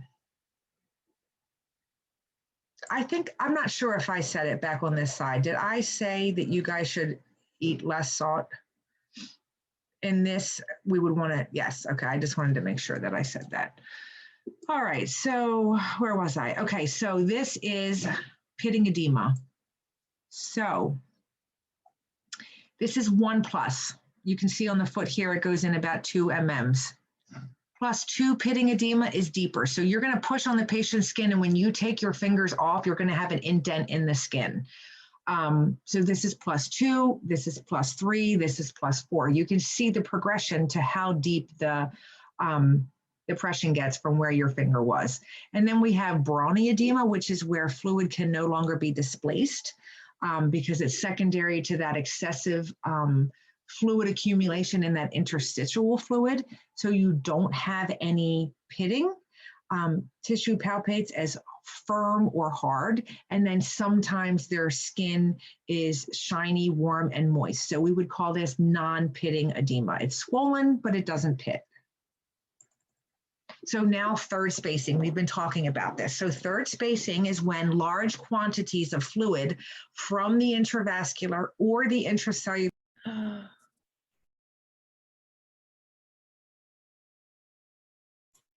It's funny how we all know, like right at the same time, everybody looks at the screen. We've all done that so many times. Look at everybody else. Okay, are they moving? What's happening? Okay.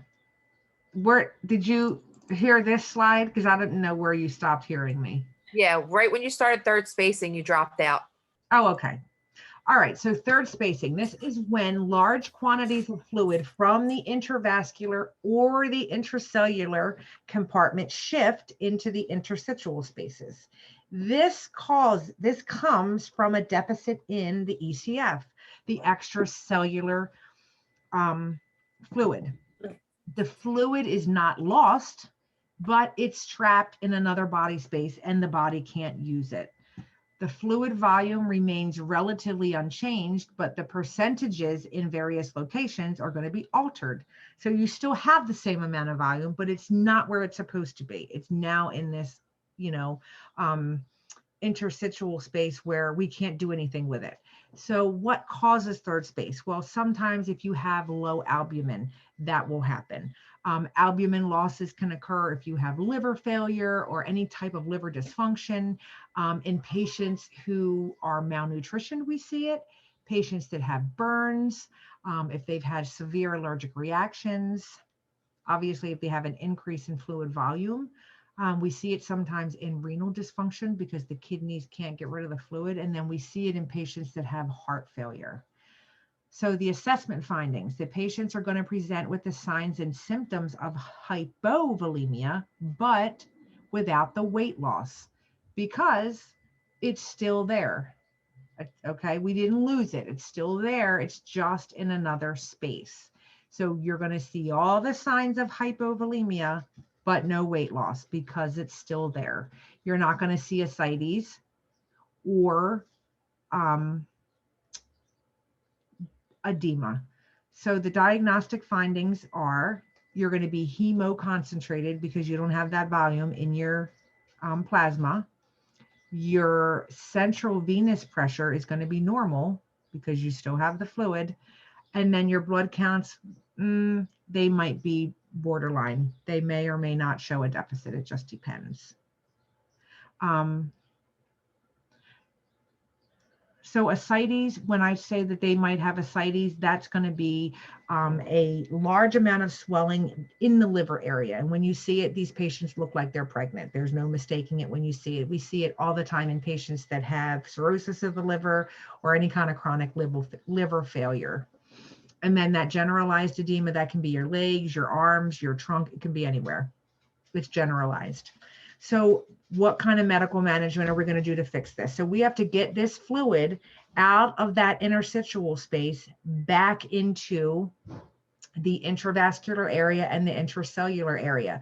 So we can give albumin because water follows albumin, right? We said that albumin is a water magnet. So if we give them albumin, it's going to pull that trapped fluid back into the intravascular space. But what do you think could happen if we pull all this fluid back in? Well, when we start to pull it all in, then we can cause the opposite again, hypervolemia, because of that sudden influx of all the fluids. So you guys are really starting to see how easy it is to try and fix one problem and then you cause another. Or you can give an IV diuretic to reduce the potential for that circulatory overload.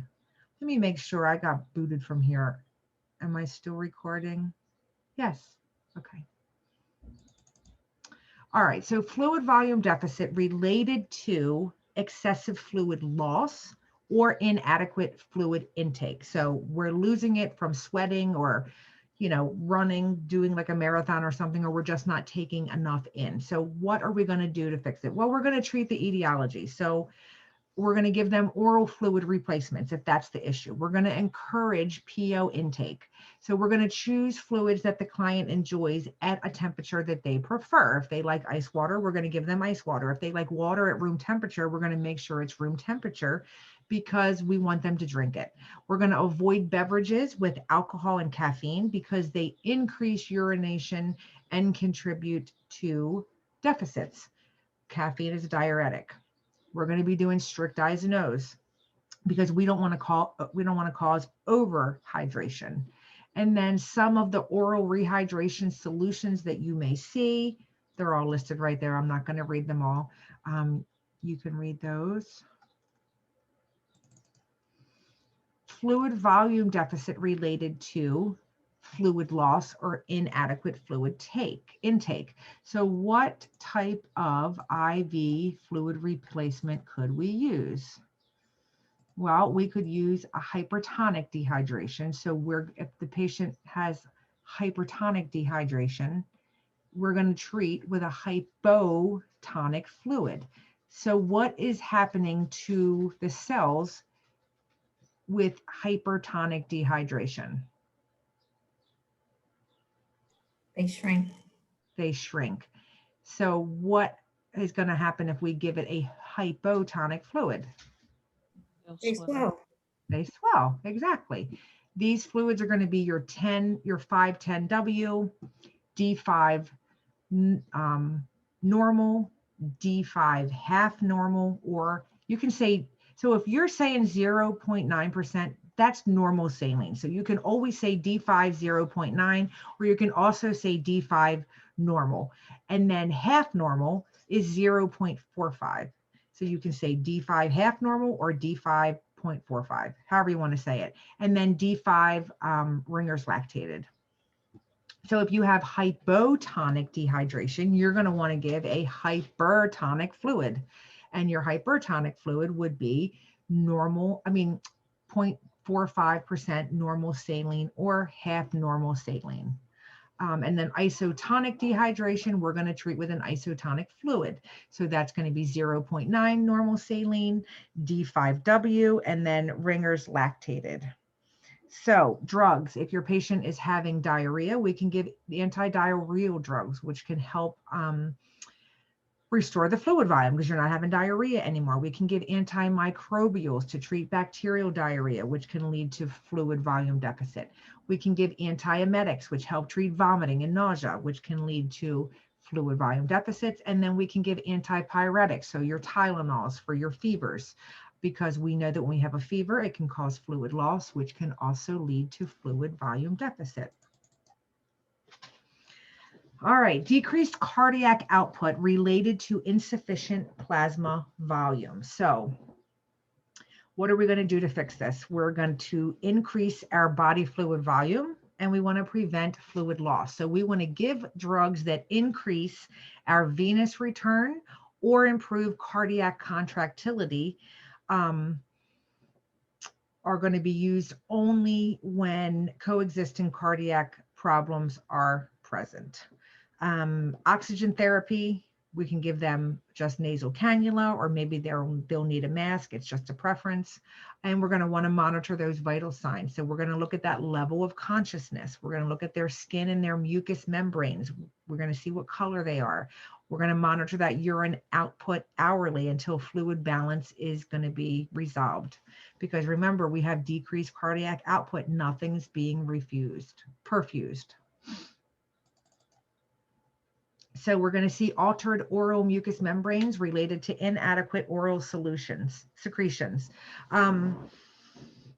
We can give them certain drug therapy. We can give them artificial saliva, which helps moisten their mouth. We make sure we're doing good oral hygiene on our patients. So we're going to make sure that their lips are moist and that they're clean. We're going to clean them if they have any kind of buildup. We're going to clean them every 4 hours. We're going to put chapstick or Vaseline on them. Gently brush their teeth several times a day. Keep things moist. If they can't do it themselves, you can do it. If they're at risk for aspirating or something like that, make sure you do it with the head of the bed up. And then you also have your suction at the same time. So when you're putting a little fluid in there, you're also sucking it back out. You can encourage them to rinse their mouth on an hourly basis, keeps everything moist.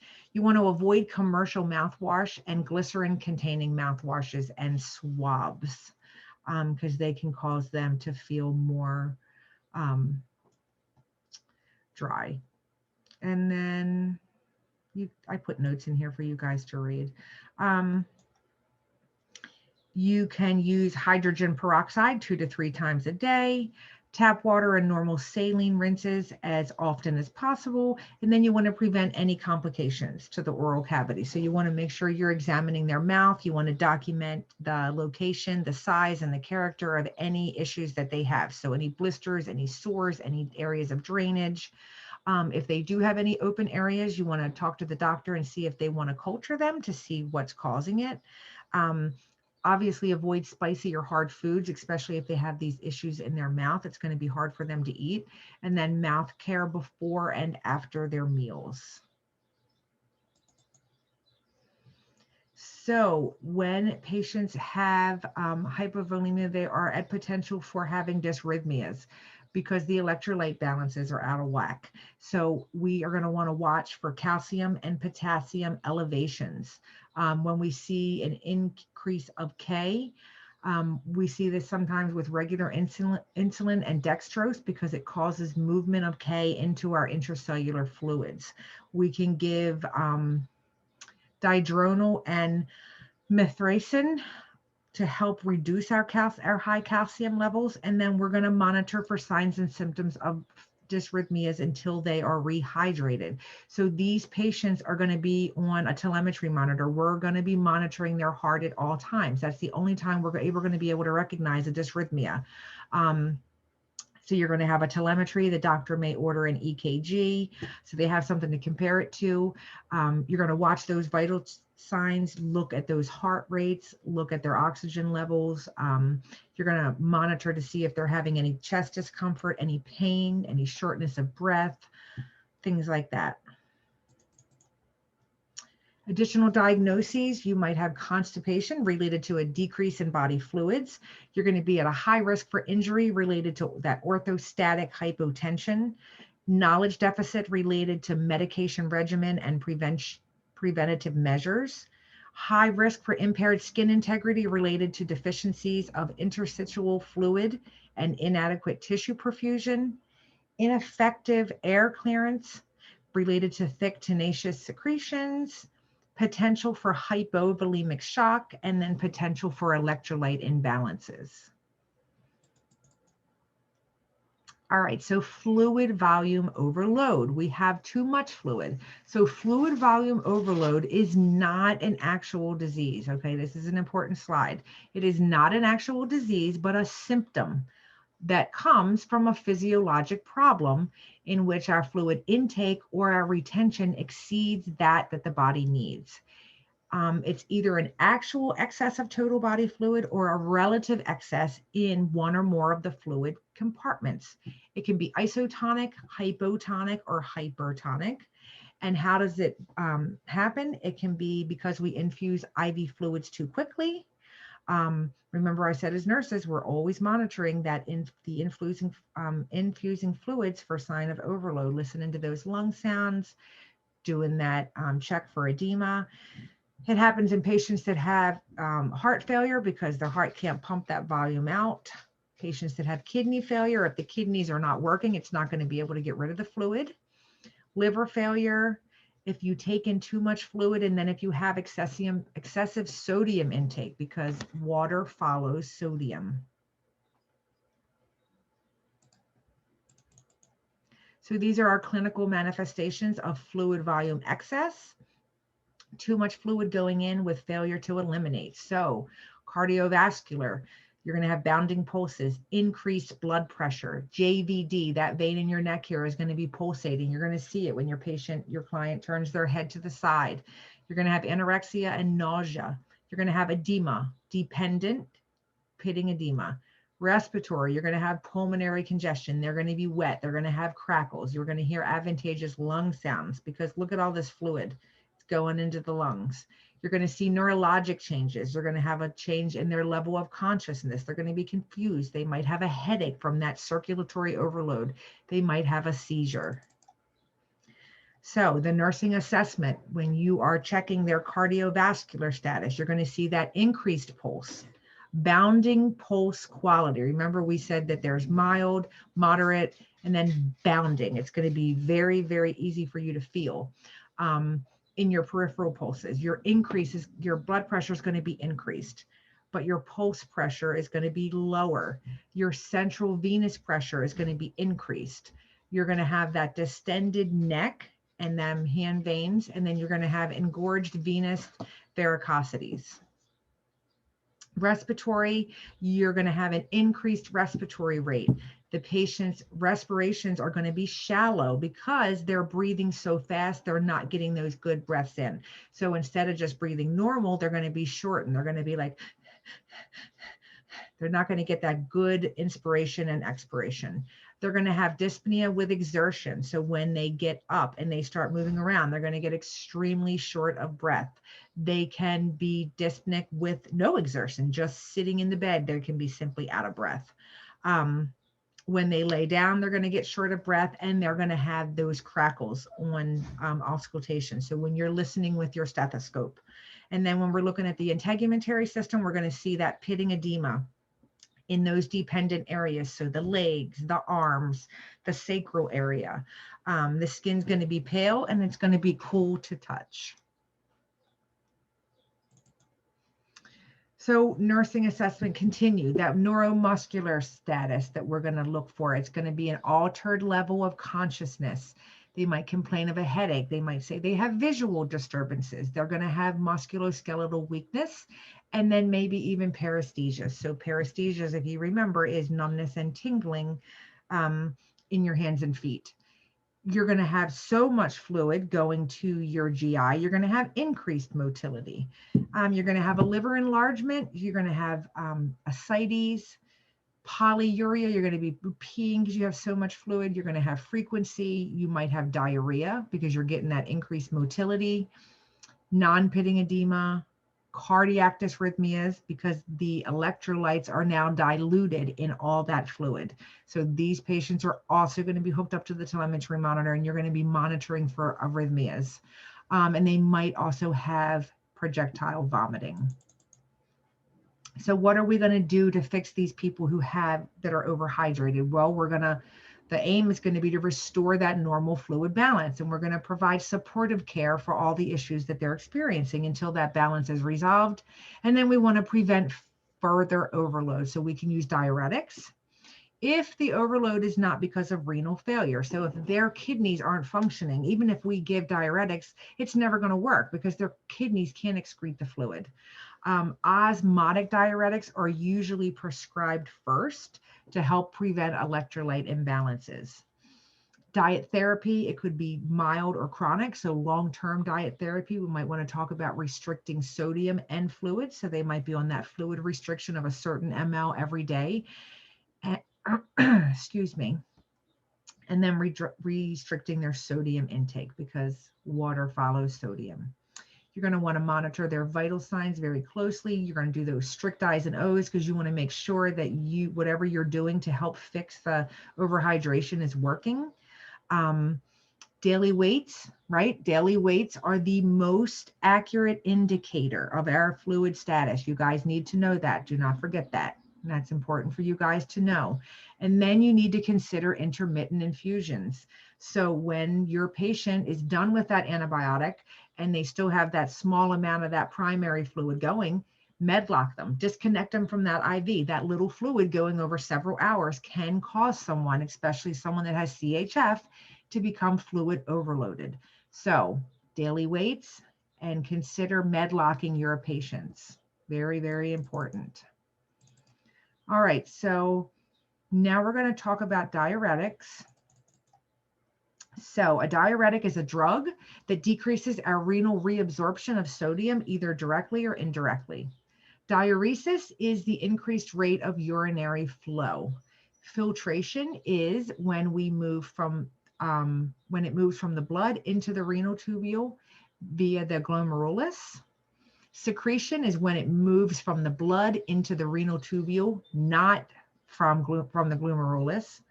We have reabsorption, which is when it moves from the renal tubule into the blood. Our body reabsorbs it.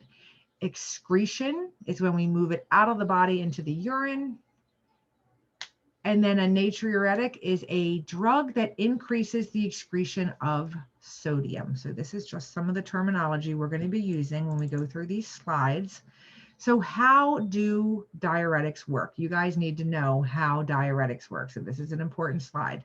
So we have increased cardiac output, which leads to increased renal flow, which is going to cause an increase in the glomerular filtration rate, which in turn is going to cause an increase in the urine formation that we make.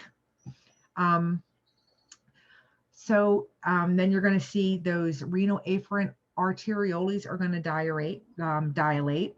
You're going to see an increase in renal blood flow, which is going to cause an increase in that glomerular filtration rate, which is going to increase urine formation. So our beta agonists and our digoxin, this is up here, the first one I told you, that's how they work.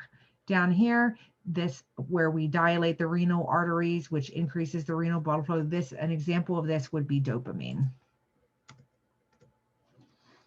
Okay. So why do we use diuretics? Well, sometimes we use it to increase or maintain urine output. Sometimes it's because the patients have fluid volume overload. Sometimes it's because their kidneys don't work. They have kidney failure. They can't get rid of the fluid. We do it to alter the solute concentration of our body fluids.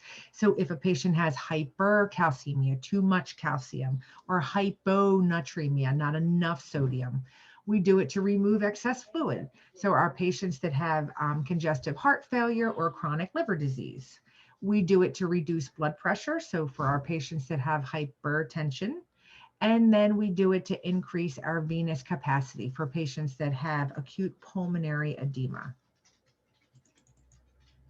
So nursing interventions, if your patient is on a diuretic, they better also have strict I's and O's. Even if there's no order, you guys want to make sure that they have strict I's and O's. You're going to weigh the patient the same time each day, same clothes. If they're in the bed, make sure you pull off those covers and those pillows. You're going to monitor for edema, so pitting versus non-pitting. And if you work 3 days a week, you might work 3 days in a row. And if your patient's going to be there for a couple days, you might be able to say, hey, I had this guy on Monday and now it's Wednesday. Monday, he had +3 pitting edema and now it's +1.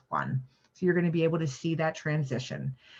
You're going to want to monitor those lung sounds. You're going to be listening for those adventitious moist crackles and rails. Patients when you're checking their blood pressure, you're going to look for those orthostatic changes. You're going to look at their electrolyte concentrations and see if they have, are they changing? Are they too high? Are they too low? You're going to check their specific gravity of their urine. And then you're going to look at the toxicity of different agents that they're getting that could be causing these issues.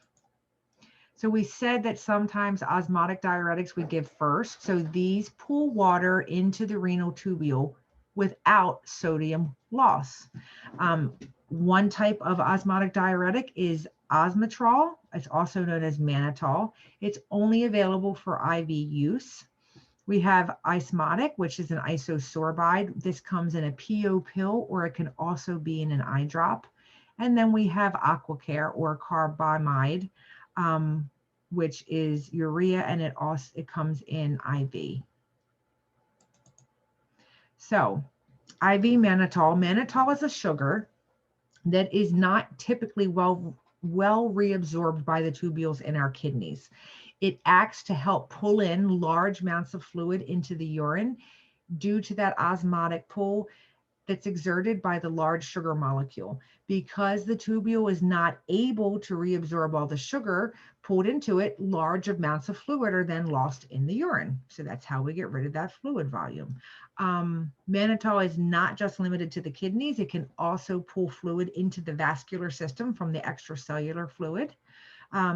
Mannitol creates an osmotic gradient, which is going to reduce that intraocular pressure that we see in patients that have glaucoma. That's why on the slide before, we said it comes in eye drops. Prior to renal elimination, these agents will expand the plasma volume, just as they expand the urine volume. So in some patients that are unable to excrete the osmotic diuretic, it could potentially lead to signs and symptoms of fluid overload because we are expanding that plasma volume. So then you're going to see worsening CHF, you're going to see pulmonary edema, all those signs of fluid overload that we talked about.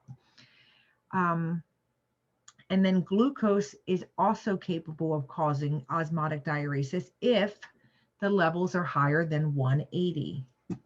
Polyuria, that's where we get that from when we have a lot of sugar. So uses, administration, and toxicity. So we would use it for patients who are oligoric and acute renal failure, for the treatment of intracranial pressure, and for the reduction of intraocular pressure. It is given via IV, or if it's for ocular pressure, it's going to be through the eye drops. Toxicity, so we did say the last slide, Black, that mannitol can accumulate. It can expand that plasma volume and then can cause the serum sodium and potassium to be diluted. So, whenever we have a change in those electrolytes, we're going to start seeing dysrhythmia and other issues, signs and symptoms. So you're going to want to monitor that. Excessive diuresis, which is going to cause renal loss of water, which can exceed that of the solute, which is going to lead to an increased sodium and an increased K. So just like a decrease of those electrolytes, you have issues when they're too high. It can cause fluid overload, but then it can also cause dehydration. So you're going to see tachycardia, decreased urinary output, increased urinary specific gravity, low blood pressure, hypotension, and maybe even coma. Patient variables, we always want to make sure that we're using osmotic diuretics cautiously in our patients that have CHF, because their heart is very sensitive in handling that volume. And then of course, if they have kidney issues, they cannot handle that volume. Their kidneys can't excrete it.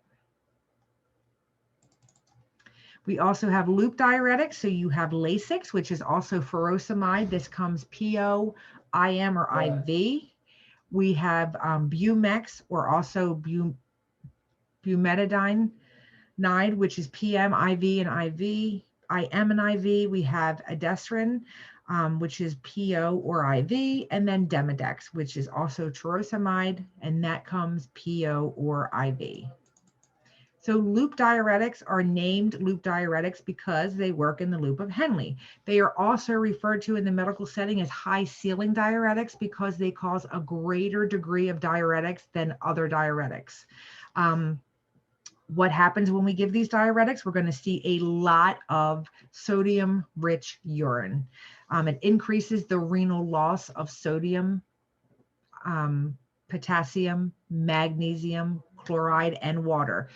And it increases the renal loss of calcium, unlike our thiazides. So we're giving all these diuretics to pull that excess fluid off, but we're also causing changes in our electrolyte status, which we know can be deadly. So we are constantly monitoring their electrolyte status every day. And sometimes we have to do electrolyte replacements at the same time that we're giving these diuretics to prevent that from happening.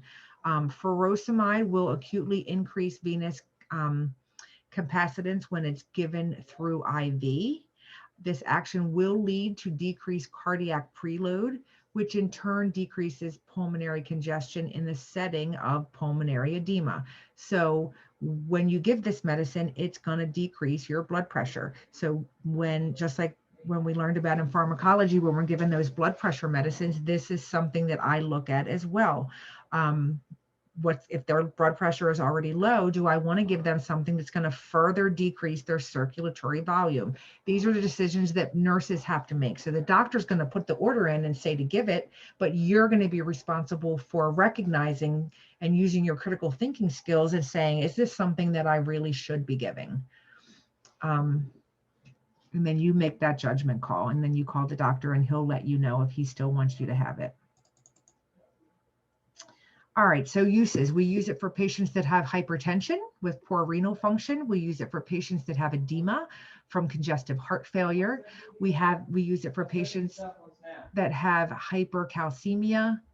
We use it for patients that have hyponatremia. So when it's administered with normal sodium chloride infusion, it's going to increase that free water loss. We can give it PO or IV.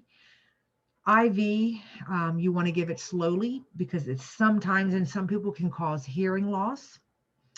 Toxicity, you might see hypokalemia, hyperuricemia, so uric acid, hyperglycemia. You can see ototoxicity, which it could be reversible or irreversible depending. Hypovolemia, because they're going to the bathroom, so you're lowering that circulatory volume. And then hypomagnesemia.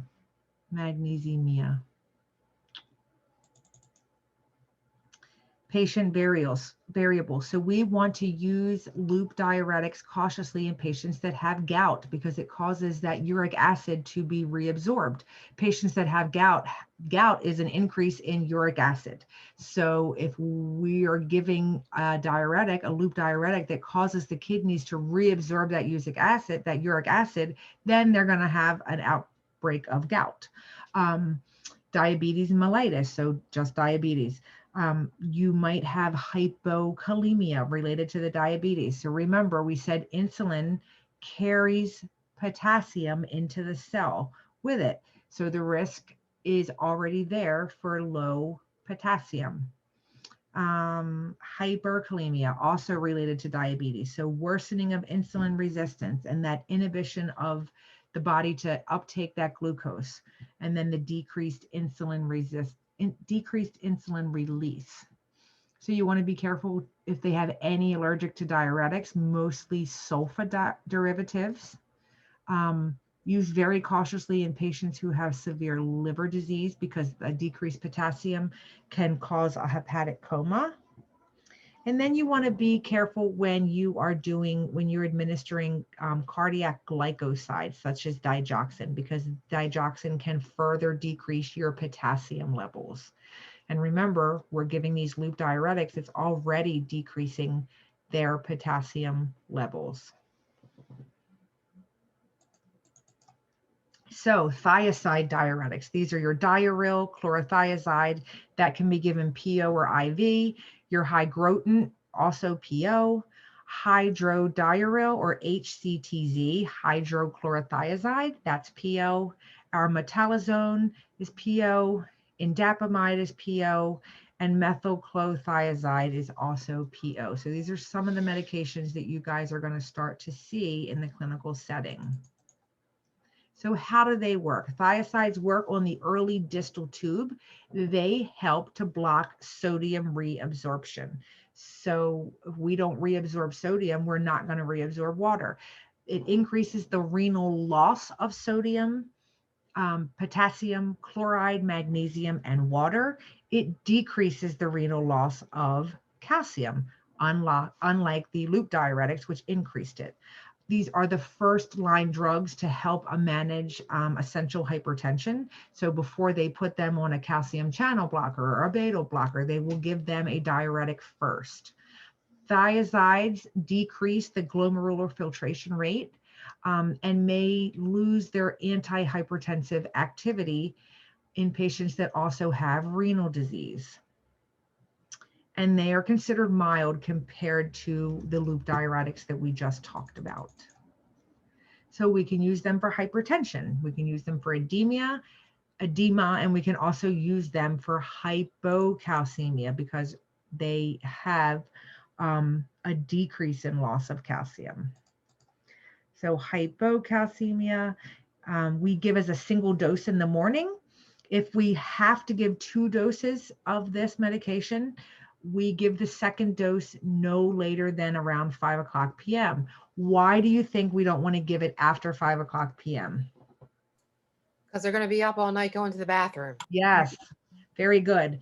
It does take a while before these actually have a full effect on your blood pressure. So you will usually follow up with your primary care physician in 4 weeks because it takes that long. It takes about 2 to 4 weeks to see that blood pressure come down. And then toxicity, well, you can have hypokalemia, hyperuricemia, hyperglycemia, dehydration, hyponatremia, hypomagnesemia, hypercalcemia. You might also see an increase in your total and your low density lipid cholesterols. When you're on this medication, it is possible for your LDLs to return to baseline. It takes about a year. And then you might see constipation in our elderly patients. It really has an effect on their GI motility. Patient variables. So obviously we want to use those thiazide diuretics in patients that have gout, diabetes, if they have any allergy to sulfa, and then if they have any renal dysfunction, because they're not going to be able to get rid of that fluid. And then interactions, we have the cardiac glycosides, that's your digoxin, and your lithium.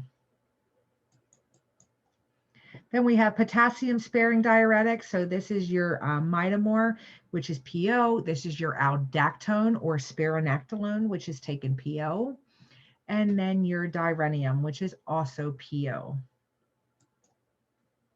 So potassium sparing diuretics spare potassium. So they retain potassium instead of wasting it. They work by blocking the exchange of sodium for a potassium or a hydrogen ion in the distal tubule. They are not as powerful as the loop diuretics. Spironolactone blocks the effect of aldosterone in the body. Triamidorine and amyloride work directly on the distal tubule to block potassium secretion.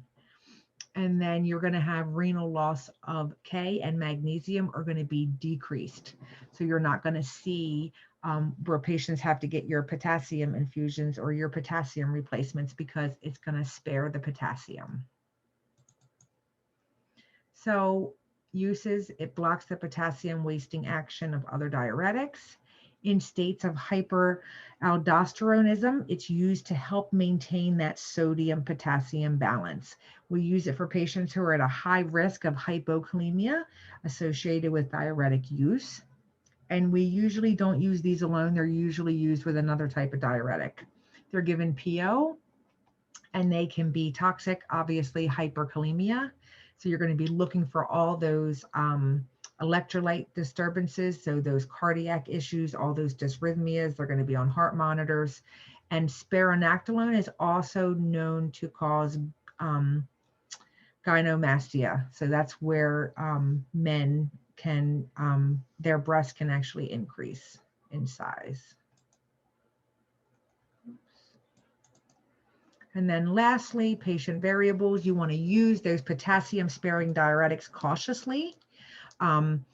Patients that have renal failure, it's going to lead already to an increase in that potassium. And then your drug interactions. So your potassium supplements that you give can cause the opposite. It can cause hyperkalemia. And then your ACE inhibitors taken with these diuretics can also cause hyperkalemia. All right, so that is it for this PowerPoint for IV solutions, dehydration, and overhydration. Do you guys want to take like a 10-minute break and then come back and we'll start acid-base balance? Because that was a lot of information. Yes, please. Okay.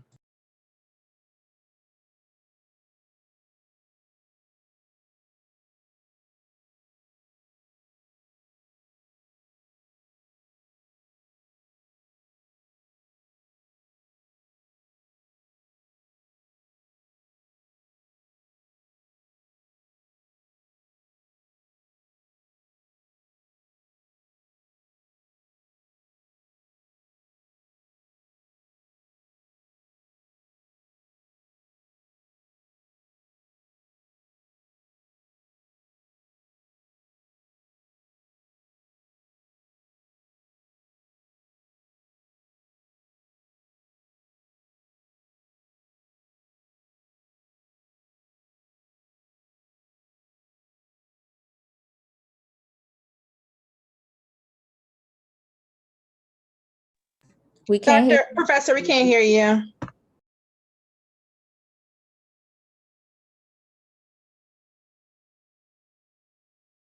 Sorry. Thank you. Okay, so we know that our body, one of the, Record, please. it's already recording. Didn't I? I did. Yes. Yes, it's recording. Okay, so our bodies are constantly working to help to maintain a balance, a homeostasis. If our bodies do not have complete homeostasis, our bodies are not going to function properly. It's going to cause problems with our cells. Our homeostasis can be altered if we have an infection or we have some type of trauma to the body or in the body that alters our acid-base balance, which is what we're going to talk about. Our cells use nutrients that we take in to produce our body's needed energy. Energy, there's two byproducts that are formed as a result. We have carbon dioxide and hydrogen. When we say acid-base, we are talking about acidity or alkalinity. So it's either acid or it's either alkaline. So our acid-base balance is going to depend on our body's regulation of free hydrogen ions. Okay, so we say our regulation, we mean the concentration. So how many free hydrogen ions do we have? Depending on how many we have or we don't have, that's going to determine the acid-base balance in our body. So the concentration of those hydrogen ions in our body is going to determine, like I said, the acidity or the alkalinity. An acid releases hydrogen ions. So if we have too much acid, we're going to release hydrogen ions. If we have a base, the base, which is alkaline, holds and traps hydrogen ions. We determine the level of acid or alkalinity in our blood through our pH levels. pH levels are inversely proportionate. So this means that when one value decreases, the other value increases. So when we have a hydrogen ion concentration that goes up, if it increases, our pH is going to go down. It's going to decrease. So when the hydrogen ions go up and they increase, we have acidosis. When hydrogen ion concentration decreases, our pH increases and we have alkalosis. So they have an inverse relationship. So this is the pH level of our blood. So we always are going right here between 7.35 and 7.45. So you can see between 7.35 and 7.45, that's normal.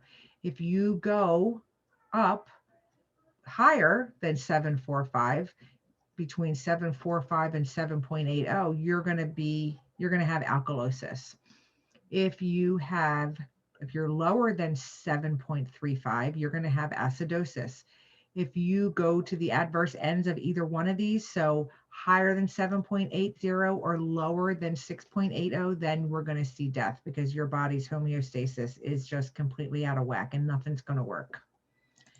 So how do we determine a person's acid-base level? We do it by measuring an arterial blood gas or an ABG. That's how we say it in the hospital. This patient needs a set of ABGs. So what an ABG is a blood draw that comes from an artery, usually right here in the wrist is usually where they do it. It can be your radial artery, your brachial artery, your femoral artery, or if you have, and you're in the ICU or the SICU, then you have an indwelling arterial line. We need the blood that comes from the artery, not the vein. That's why it's called an arterial blood gas. So you guys need to remember that the blood flows out of our heart. When it comes out of our heart, it goes into our lungs. And when it gets in there, it picks up all the oxygen. And then it goes out through our arteries and out into the body. So all of the blood that's going through the arteries is filled with oxygenation, with that rich oxygen. So that's why we want to get that sample from an artery because that's going to determine our oxygen level. The blood is fully oxygenated and gives us a clear picture of a patient's oxygenation status. And we are getting systemic results. So let me see if this video will play.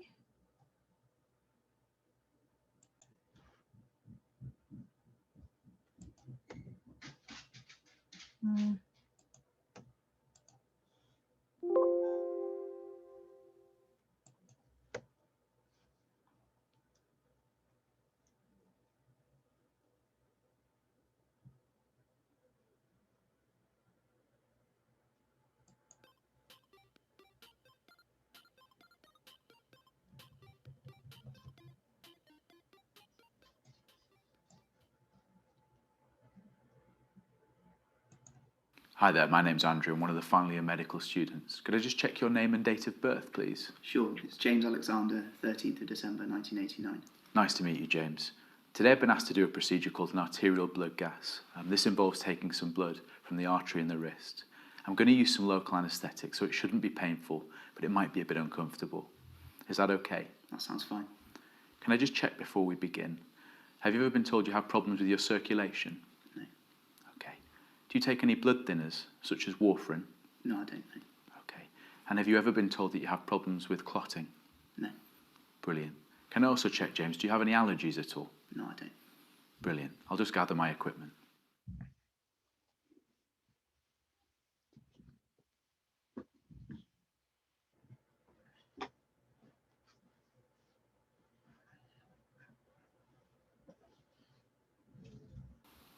James, I'm just going to do a quick test to assess the blood supply to your hand. Could you just make a very tight fist for me? And hold it there. I'm now going to press on each side of the wrist. Keep your fist as it is. And relax.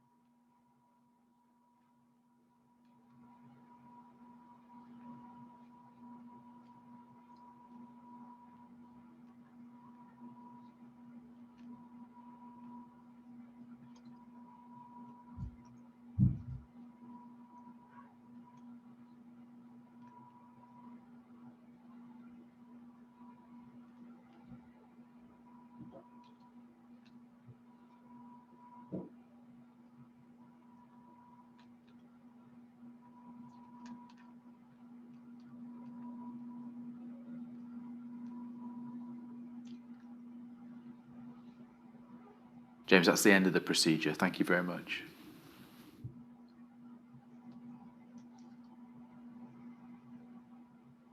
Okay, so that is exactly how it's done in the hospital. It is usually done in emergent situations when we think that someone's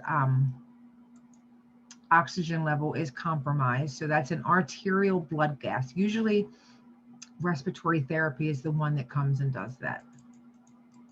So what does... Because that hurt. Yeah.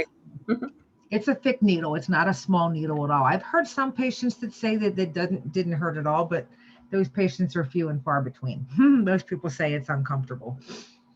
So when we look at an arterial blood gas, what does it tell us? So the first thing it's going to tell us is our pH level. So our pH measures the hydrogen ion concentration, and it's going to tell us if the blood is acidic or alkaline, right? pH. Remember we said a couple slides back, our normal pH level is 7.35 to 7.45. The next thing it's going to look at is our PaCO2, which is our partial pressure of arterial carbon dioxide. This is going to reflect the adequacy of our ventilation in our lungs. Then the third thing it's going to look at is our HCO3, which is our bicarbonate. So this is going to reflect the activity of the kidneys in being able to retain or excrete bicarbonate. Normally, our blood plasma is slightly alkaline. So that's what we'd expect to see. It's on that little bit higher end by the 7.45.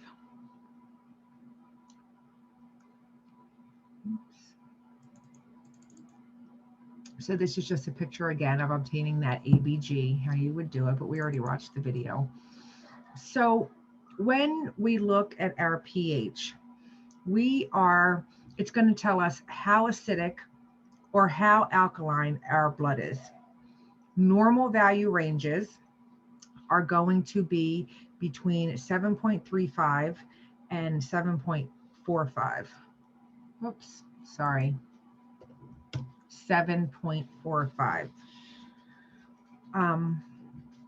If our hydrogen ion increases, our pH is going to decrease, okay? So the more hydrogen ions we have in our blood, the lower our pH is going to be, and it's going to cause acidosis. The higher, if our hydrogen ion decreases, then our pH is going to increase, and we're going to have alkalosis. Less than 7.5 equals acidosis. Greater than 7.5 equals alkalosis. So remember, pH levels are inversely proportionate. When one goes up, the other one goes down. If one goes down, the other one goes up. And when we're talking about H+, it's always going to be our hydrogen ion concentration. So when we look at our PaCO2, so this is the partial pressure of carbon dioxide in our arterial blood. The A in the PaCO2, that just means arterial. And then of course the CO2 means carbon dioxide. So CO2 is regulated in our lungs. Every time we breathe out, we get rid of CO2. Normal value for PaCO2 is 35 to 45. This is kind of easy to remember when you think about the pH, because the pH is 7.35 to 7.45. PaCO2 is usually right underneath of that, and that's 35 to 45. Any value less than 35 is going to be alkalosis. Anything greater than 45 is going to be acidosis. This is the complete opposite direction of the pH. If our pH went down, we had acidosis. If it went up, we had alkalosis. Less than 35 equals alkalosis. Greater than 45 equals acidosis. So when we write this out, we're always going to write it like this, and then we're going to put our bicarb underneath of it. So we have pH up at the top. Less than 7.35 here is acidosis. Greater is alkalosis. But with our CO2, when it gets less than the 35, it's going to be alkalosis. And then when it goes above the 45, it's going to be acidosis. So HCO3 is also bicarbonate. Bicarb is regulated by our kidneys. If we have too much bicarbonate, our kidneys are going to work to get rid of the excess. If we need more, then the kidneys are going to do the opposite. They're going to hold on to it, and it's going to help boost up the levels. So whenever you hear bicarbonate or HCO3, I want you to automatically think about it as base. That's what we call HCO3. We also call it base or bicarbonate. Normal value, 22 to 26. Less than 22 is acidic. Greater than 26 is alkalosis. This is the same setup as the pH. The acid is to the left, the alkaline is to the right. So whenever I write my values out, when I used to take my nursing exams, the first thing I wrote on a piece of paper was all my values. And I always wrote pH first, CO2 next, and then my base at the bottom, my HCO3. And then I automatically knew it was going to be acidosis, then alkalosis, then acidosis, and then the opposite on this side, alkalosis, acidosis, and alkalosis. So this is how you guys need to remember it. It's going to be helpful So the difference between PaO2 and CaO2. So we look at both of these to determine oxygenation. So our PaO2 is how much oxygen is dissolved in our blood. The A means artery. So normal arterial O2 is, the normal value is 80 to 100. This is considered normal if our patient is on room air. They don't have any oxygenation supplementation at all. SaO2 is the saturation of oxygen in the arterial blood. This is what we measure with our finger probe in the hospital or the clinical setting. The normal value is 95 to 100. This is how much our hemoglobin is fully saturated with oxygen. And each hemoglobin molecule that we have can hold up to 4 oxygen molecules. So there is a lot of different things out there to teach you acid-base mnemonics. There's a lot of nursing websites, a lot of things you can buy. Ultimately, I'm going to show you a couple of the best things that I've seen work for me and for students. You are always welcome to find another method, because there's different ways of calculating ABGs and doing it on your own, as long as you can come up with the right answer. But I'm just going to go over a couple of them. So one mnemonic that you guys can think of is alkalosis has a K in it. So if you have alkalosis, it's going to kick up your pH. Your pH is going to be high. Another way some people remember it is acidosis has a D. So if your patient has acidosis, it's going to drop down the pH. And if we go back to this slide here, acidosis, right? That pH is going to be down. Alkalosis, it's going to kick the pH up. So higher than 7.45, it's going to be alkalosis. Lower, acidosis has the D, it's going to be down. That's one way you can remember it. So this is just a chart with the normal values. So you guys need to know these values. You're going to be giving scenarios that have all these values in it, and you're going to have to work out the acid balance and see the ABGs and see what's wrong with the patient. So your normal pH, 7.35 to 7.45. Ashley goes Arthur Ashley. Sorry. Your CO2 is 3.45. Sorry, your CO2 is 35 to 45, 35 to 45. Your PO2, which is your arterial oxygen, is 80 to 100. And your base is 22 to 26. And then of course our oxygen saturation is 95 to 100. So here's just another slide to look at. So this is neutral right here in the middle. 7.35 to 7.45 is normal. Any variance on either side of these is going to be alkalosis or acidosis.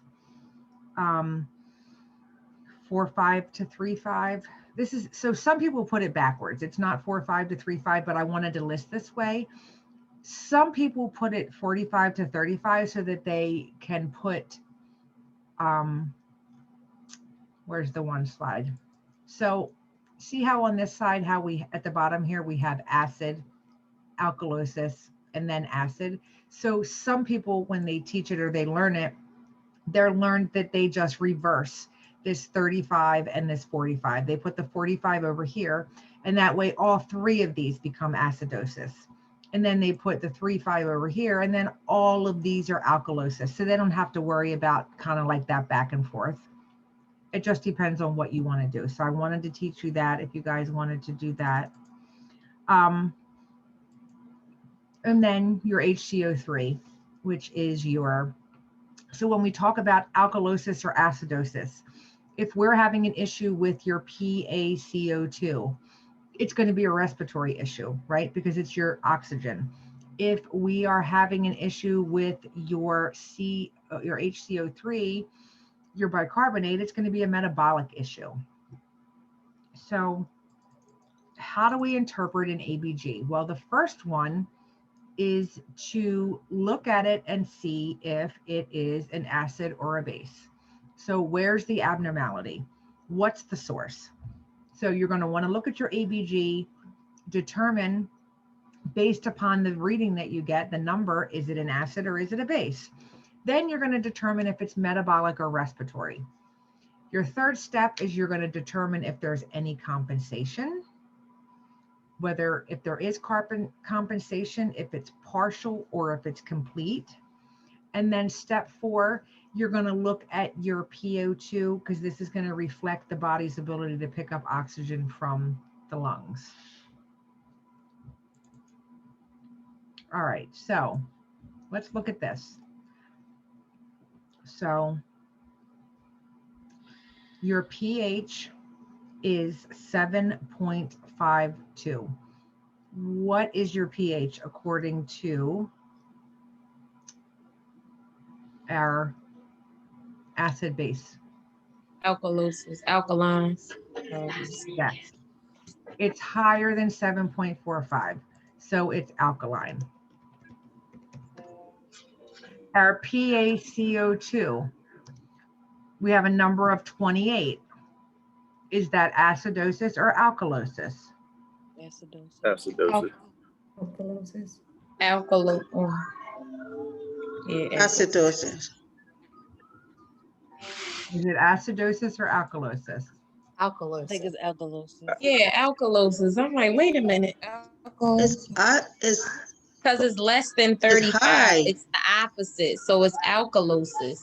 Yep, less than 35, your CO2, less than 35, alkalosis.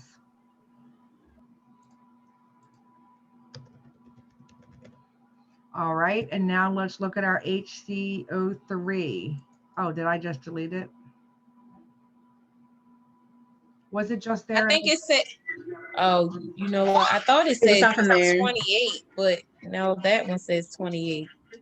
So I don't know now. It was nothing there. Oh, it wasn't. Yeah, there was nothing on the slide. It was just that it's blank. All right, hold on a minute, because I have it written down here.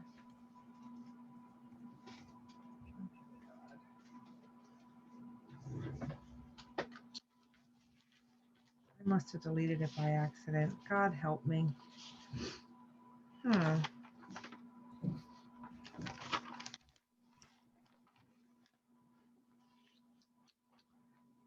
All right, so let's see. Let's say that our HCO3 is, we'll do 23. Okay, so we followed the first step. We looked and we said if it was an acid or it was a base. Now we need to determine if it's metabolic or it's respiratory. So our acid is out of whack. It's not normal. Our PaCO2 is not normal. What is our HCO3? Normal. It's normal. So, I'm sorry. Is this a respiratory issue or a metabolic issue? Respiratory. Respiratory issue. So we want to determine if there is any compensation. So how we determine if there's any compensation is if we see a change in either direction in our HCO3, because in order to correct one of these, the HCO3 is going to have to it's going to have to move. You're going to see those levels change in order for it to fix the other issue. So since it's normal, it's not attempting to fix it because it's a normal value. So this would just be called respiratory alkalosis. Okay, does that make sense? Probably not. I expect you guys to be really confused. It takes a lot of practice with these. Let's do another one.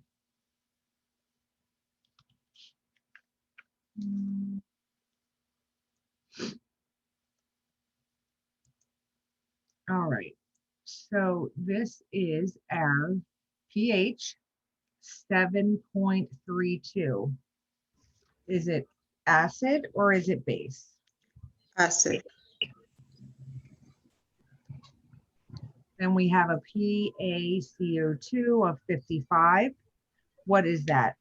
Acidic. Acid. And we have an HCO3 of 29. Is that normal? No. Alkaline. Basic. Alkaline.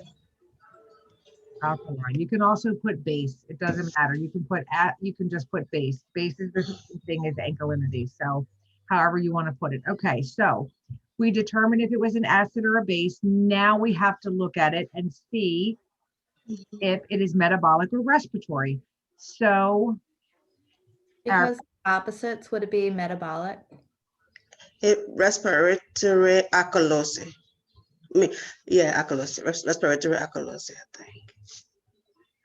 so our PaCO2, how far off is that from normal? So normal PaCO2 is 35 to 45. So this 55 is 10 higher, right? When we're looking at our HCO3, it's elevated, but it's only a little bit elevated. Normal, my family members have real issues with calling my phone. I'm sorry. And I'm so illiterate. I don't even know how to stop this phone from ringing. It's a new phone. I need help. Our HCO3 is 29, but our normal is 22 to 26. So it's not too high. So the PaCO2 is much higher. So this indicates to us that it is probably a respiratory issue. And now we're seeing this HCO3 is compensating. So this is going to be a respiratory, right? Because that PaCO2 is elevated. It's a respiratory acidosis with partial compensation because the kidneys are trying to compensate. Does that make sense to you guys? So you said if the PaCO2 is more higher, so it's gonna be respiratory system. Yes. So sometimes you'll look at these and they will both be elevated. So then you're like, okay, well, which one is it? So then go back and look at the one that is the most elevated. That's probably where the problem is. And then you would expect if there's compensation that you're going to see that HCO3 or the PaCO2, depending on what the issue was, you're going to be able to see that compensation because it's going to be slightly elevated. Okay. Mm-hmm. So what was it again? Is it a respiratory alkaline acidosis? Mm-hmm. It's respiratory acidosis. Partially compensation. Partial compensation. Yep. So if we go back, these are the steps you're always going to follow when you're answering exam questions. This is what you're going to do. Is it an acid or a base?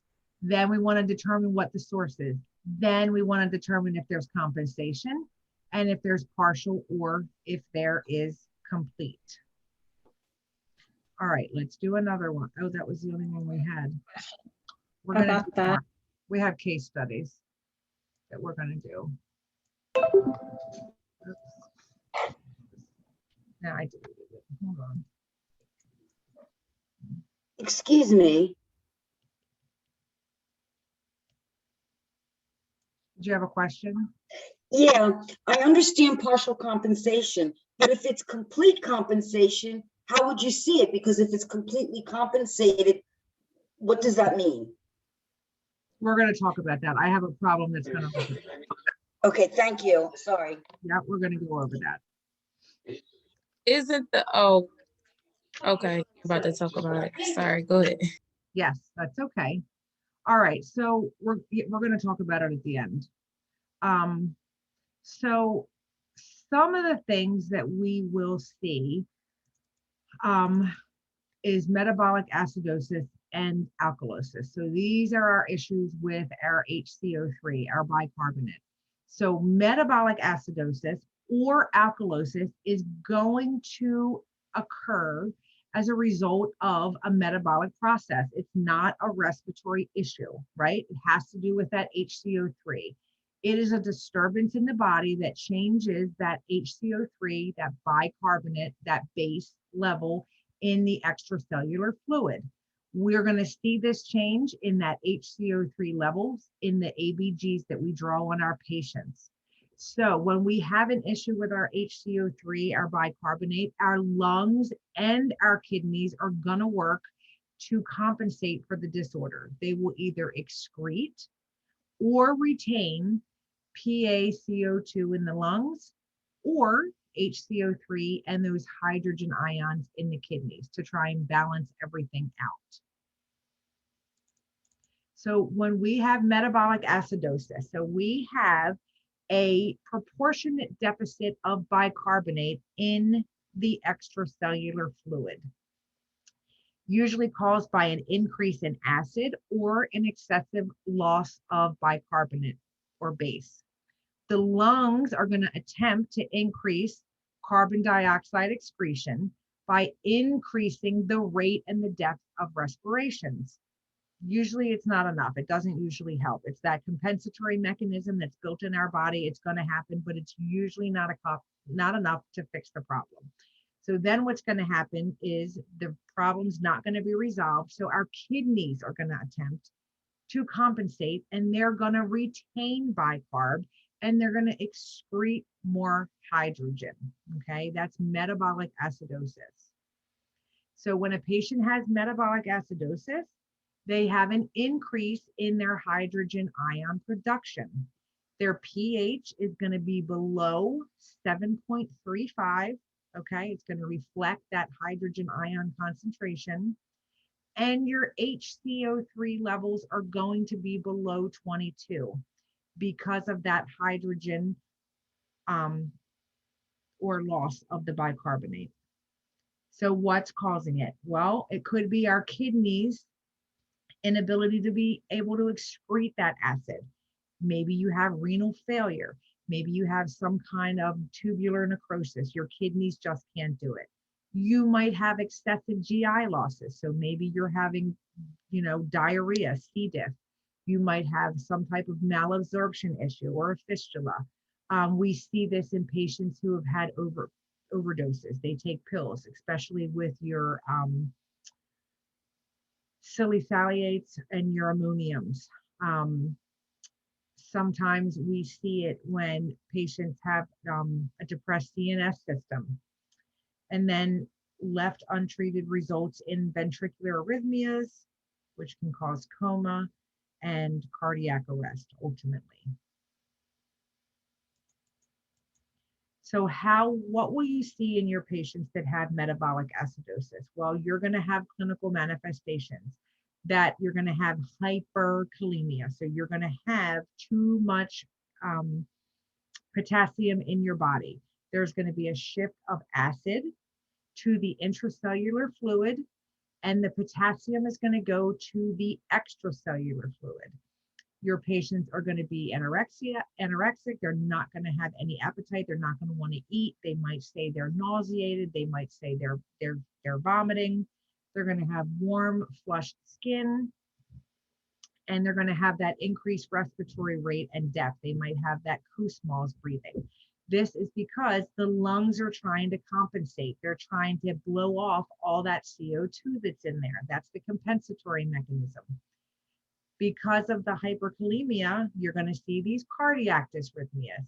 You're going to have hypotension, and you're going to have CNS dysfunction. The patient might have a headache, confusion, diarrhea, tremors. These Kussmaul's is usually the first clue that you see, this increased respiratory rate and depth. This is that compensatory mechanism that is trying to get rid of that CO2. As the pH continues to drop even further, that's when you start to see in that CNS depression, as well as that myocardial and function to decrease. BP's going to drop. You're not going to have good cardiac output. Okay, so these are your clinical manifestations. How do we fix the problem? Well, we correct the acidosis.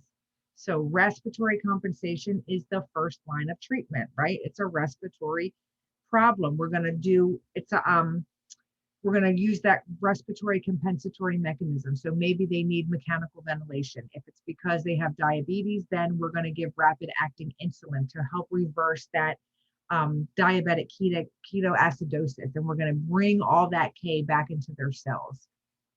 We're going to administer sodium bicarb IV.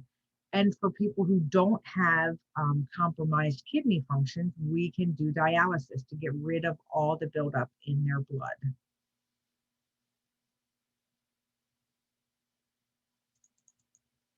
So what do we want to do? We're going to monitor vital signs and cardiac rhythms closely. These patients need to be on a telemetry monitor. You have to be monitoring them very closely for arrhythmias.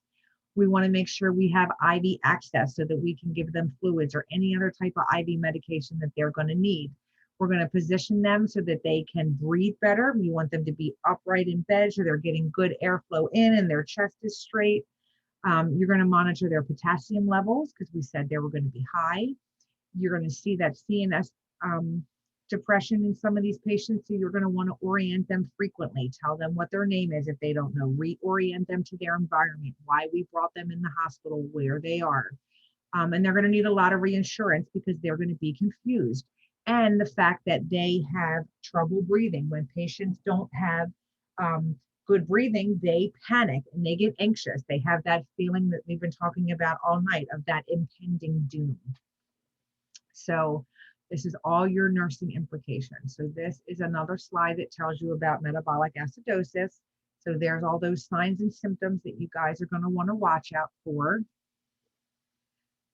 So if we can have metabolic acidosis, we can also have metabolic alkalosis. So what is happening with alkalosis? Well, we have an excess of that bicarb, that base, that HCO3, and a decrease in our hydrogen, which is going to cause ions to be in the ECF.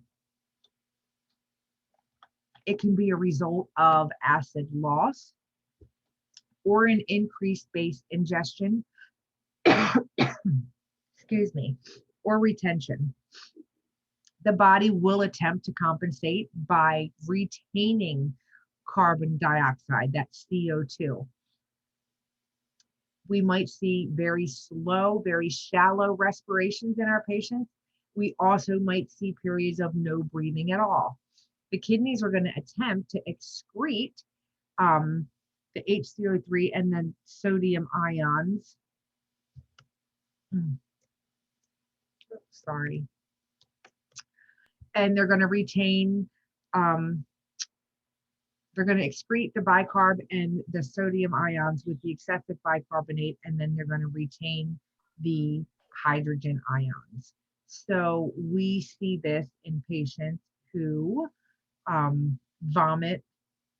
Sometimes when we do diuretic therapy, those thiazides and loop diuretics can cause a loss of hydrogen ions. And then sometimes Cushing's disease can cause that too. So metabolic alkalosis is a loss of hydrogen ions and or a gain in base, the HCO3, the bicarbonate. Your PCA2 is going to be greater than 45 because that's your compensatory mechanism. It's going to try to fix the problem. Your pH is going to be above 7.45 because you have a decrease in hydrogen ions. Your HCO3 is going to be above 26 because you're going to have an increase in HCO3. So again, acid loss from the GI tract, vomiting, could be from us, from NG suctioning. Some patients have Cushing's disease. We're going to learn about that in metabolism. Certain drugs like steroids and antacids can cause it. Oral ingestion of bases, parenteral base administration, potassium losing diuretics also cause this issue. So what are our clinical manifestations? We're going to see those decreased respirations. The lungs are trying to compensate by blowing off the CO2.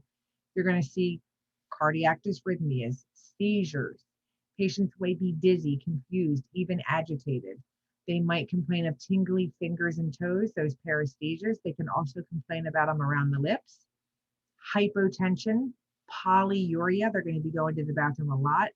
Apathy, muscle twitching because of that, the issue with the potassium, and then the hypokalemia, because remember, potassium affects our muscles. Our heart is a muscle, so that's why we see all those cardiac dysrhythmias. So how do we fix it? We are going to treat the problem. We can give, we're going to correct that acid-base imbalance. We are going to discontinue those diuretics and slow down on the NG suctioning. We want to give our patients antiemetics to help treat the nausea so that they stop vomiting.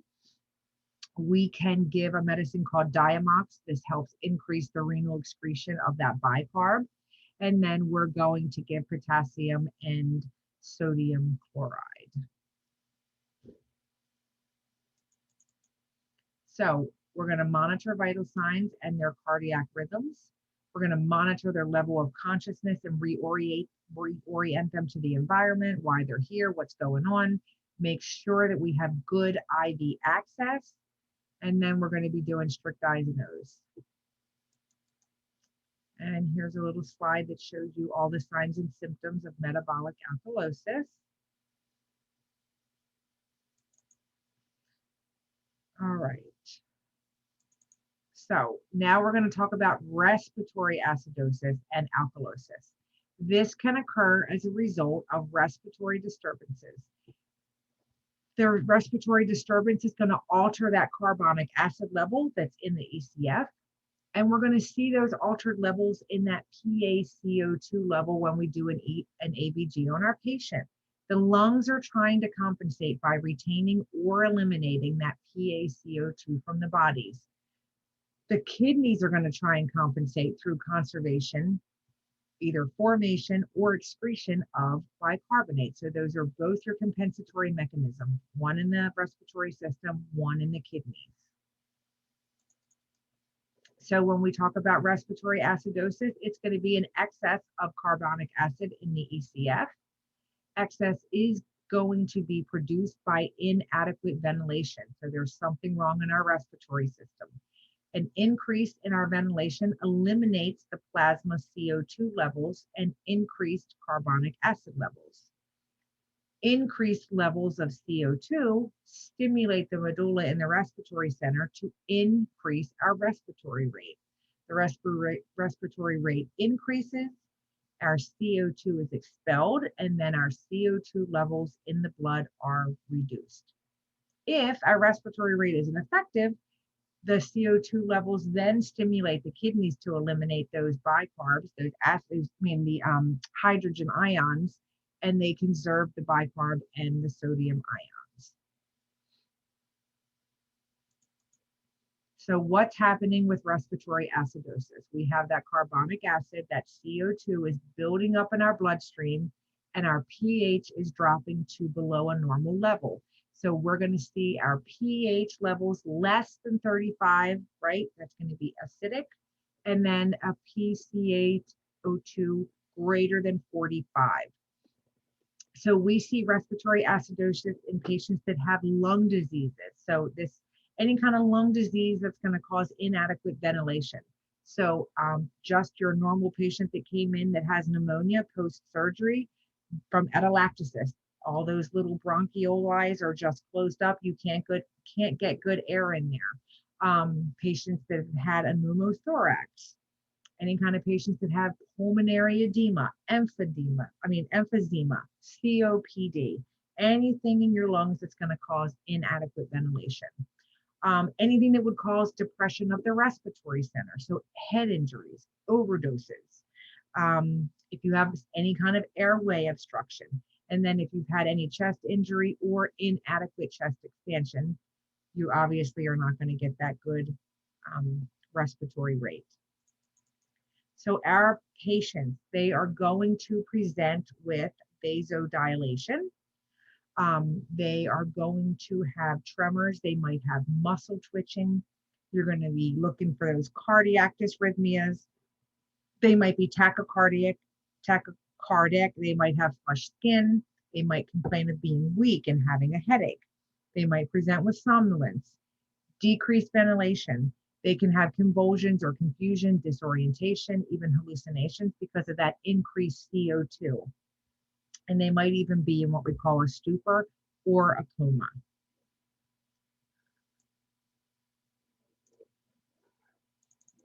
So how do we treat it? Well, we're going to do anything we can to help improve that ventilation. So we're going to administer bronchodilators. We're going to give antibiotics for respiratory infections. We're going to put them on a mechanical ventilator if we have to. We can give IV bicarbonate. We're going to give them supplemental oxygen, which will help improve their oxygen levels. We can give them chest physiotherapy. If they have all these secretions in here that they can't cough up, physical therapy, they'll come in and they'll do, put maybe a vest on them that shakes their chest, or they can do, different exercises where they beat on the back or they beat on the chest, and it helps break up those secretions so the patient can cough them up.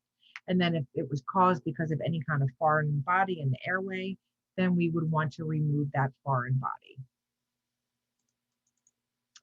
Nursing implications, we're going to monitor those patients' vital signs and their cardiac rhythm.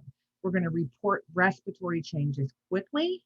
We're going to monitor that neurologic status because of that increasing CO2 level. Remember, we said they could be confused.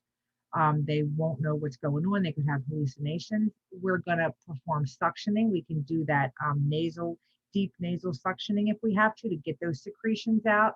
We're going to make sure that our patients have an incentive spirometer and that they're using it as we tell them to, usually 10 times an hour. We're going to make sure that they have O2, give them the oxygen that they need. We're going to make sure that they're adequately hydrated. And then you're going to want to give them reassurance, because when anybody's breathing is compromised, it leads to anxiety or that feeling of impending doom. So they're going to need a lot of mental reassurance. So this is another little slide for you guys to watch for respiratory acidosis. And then we have respiratory alkalosis. So respiratory alkalosis is a primary deficit of carbonic acid in the ECF. It's the result of alveoli hyperventilation. So our breathing that is faster and deeper, and it increases in the elimination of CO2. The loss of CO2 causes a decrease in the carbonic acid level and an increase in our pH. Chemoreceptors sense that increase in the pH and the presence of that less carbonic acid, and it causes the body to either breathe more slow or less deep. If unresolved, then the kidneys are going to go and they're going to jump in, and they're going to increase the bicarbonate excretion, and they're going to try to retain more of those hydrogen ions so they can help correct the problem. So what's happening with respiratory alkalosis? We have a low PaCO2 due to that hyperventilation in the alveoli area. So your pH is going to be less or greater than 7.45. It's going to be alkalytic. Your PaCO2 is going to be less than 45. What causes this? It could be a sudden increase in ventilation. So when somebody hyperventilates, it can be caused by anxiety, hypoxemia, you're not getting enough oxygen in. It could be from sometimes when patients are on mechanical ventilators, we overventilate them, so they become excessively ventilated. Cardiac resuscitation when a patient is hyperventilated. It can also be caused if there's a lesion in our central nervous system, and if it's involved in an area where it has an effect on our respiratory center. We see it in the very early stages of respiratory distress. We see it with asphyxia, so you're being choked, you're not getting any air in. Sometimes when we're in high altitudes, and if we have high fevers. So when we talk about hyperventilation is very rapid breathing or very deep breathing. Usually you see hyperventilation caused by anxiety or panic attacks. This is your classic panic attack. You're over breathing essentially. And sometimes it makes you feel like you don't have enough breath. But actually you're not breathless, you're over breathing. So when we breathe, we inhale the oxygen and we exhale carbon dioxide. So when we excessively breathe, it leads to low levels of carbon dioxide in your blood, which causes many of the symptoms that you feel when you hyperventilate, okay? So that's what's happening when you have an anxiety attack. So what are we gonna see? Our patients are gonna look panicked. They're gonna look nervous. They might say they have blurry vision. They might say they have paresthesias, those tingling fingers and toes. They might be nauseated. They might even be vomiting. They might have tinnitus ringing in their ears, heart palpitations. They could be sweating. They might even lose consciousness depending on how severe it is. They might have tremors. They'll be shaking. They might complain of epigastric pain. They could have a seizure.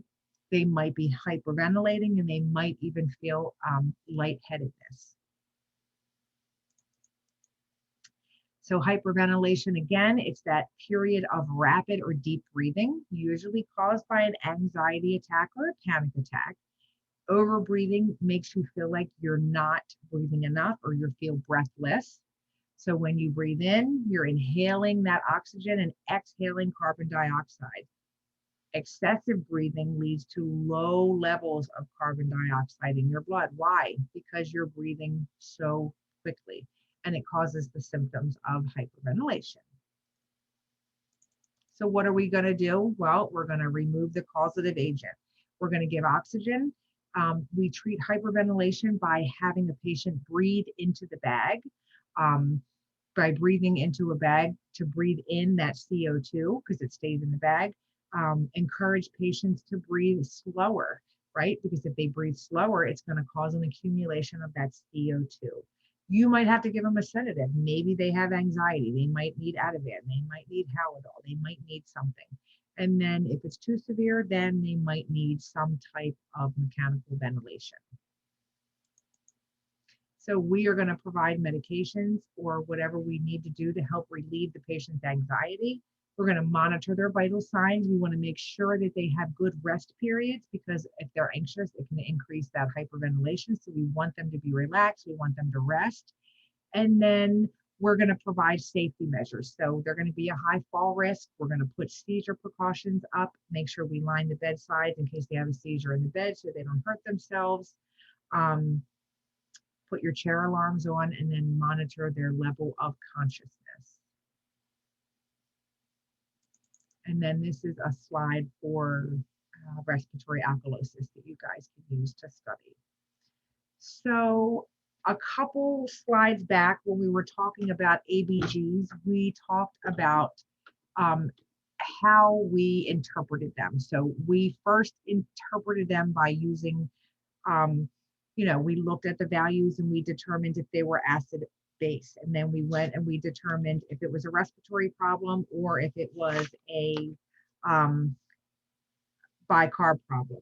And then we went to decide if there was any compensation.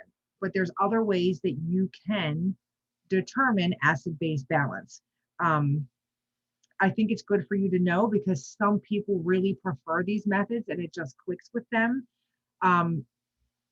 Feel free to use whichever one you want. I know when I teach you these other ones, it's going to probably just be more confusing to you. But once you have time tomorrow to get your stuff out and really look at everything, you'll be able to choose a method that's going to help you figure out ABGs.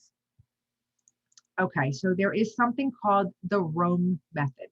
So the Rome method is respiratory opposite and metabolic equal. So when you use the Rome method, the first thing you do is you look at the pH. If it's low, it's considered acidosis. If it's high, it's alkalosis. We already know that. Second, you use that Rome mnemonic to determine if you have a respiratory or a metabolic issue. So for metabolic, you're going to look at the CO3, the HCO3. For respiratory, you're going to look at the PCO2. If you have metabolic acidosis, the pH is going to be low.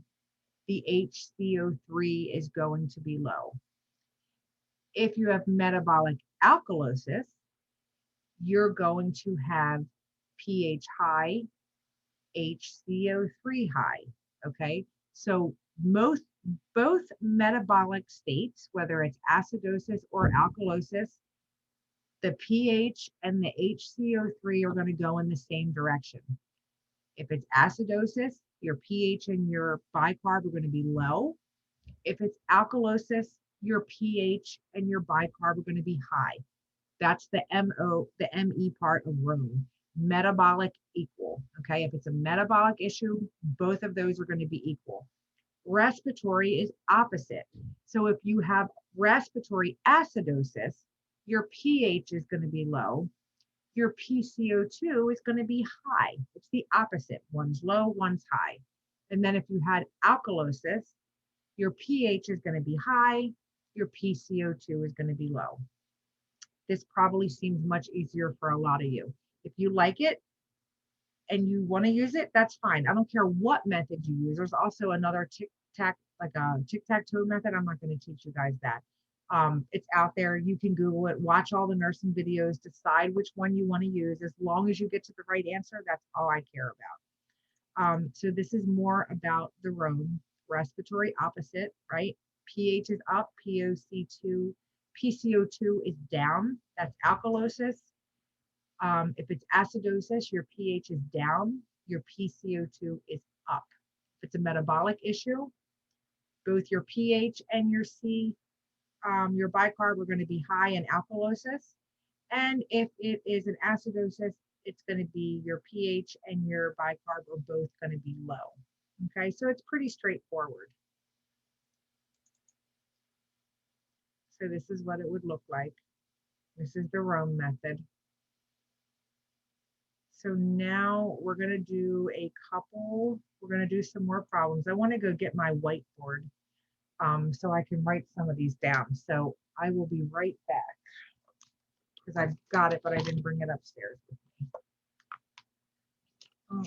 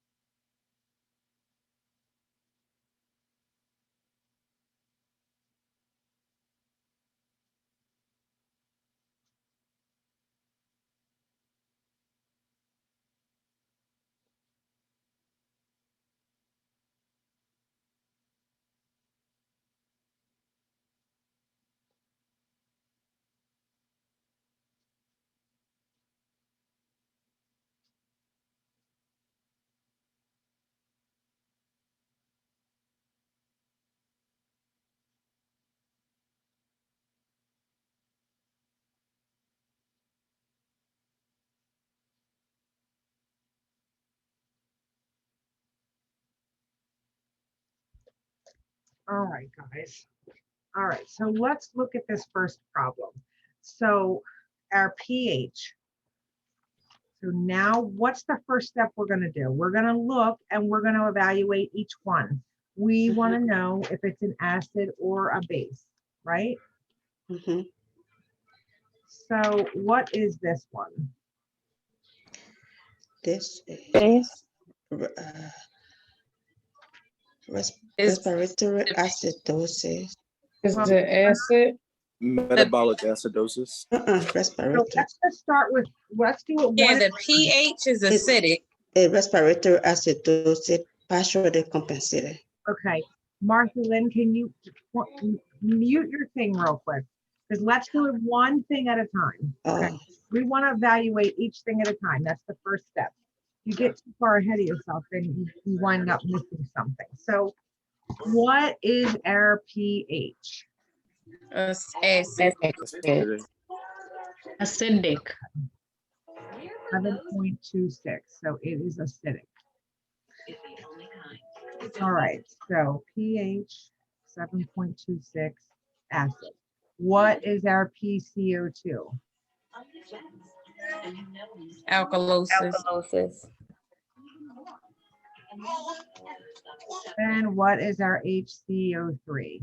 Yeah. Acid. Yeah, yes. It's acid. Respiratory alkalosis.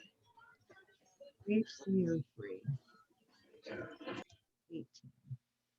All right, so what's the next thing we're going to do? We've determined already that it's what each one is. So now we want to see what the source is, right? So the PCO2 is 32, right? How far off is it? Only by 3. Right. Okay, only by 3. So how far off is our HCO3? 4. It's much more, right? So we're probably thinking that the problem is that it is metabolic, right? What do you guys think? Yes. Correct. With compensation. Okay, so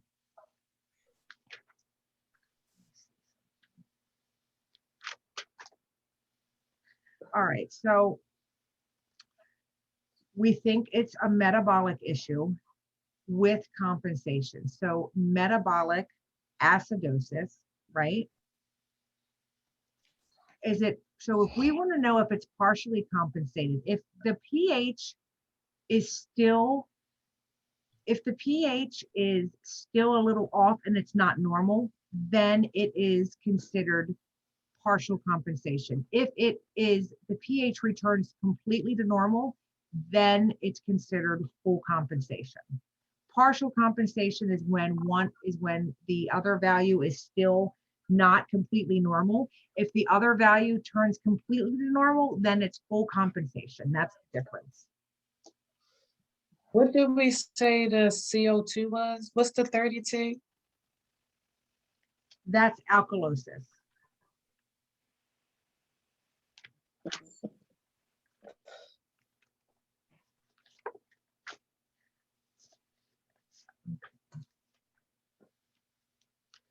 All right, let's do another one. All right, so our what's our pH? Our pH is 7.44.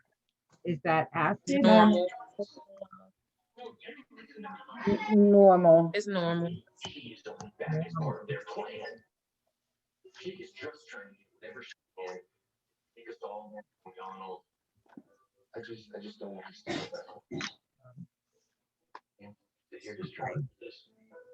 So pH is 7.44. It's normal. What about our PCAO2? PaCO2 is 30. Alkalosis. Right, 35 to 45 is normal. So it's going to be alkalosis.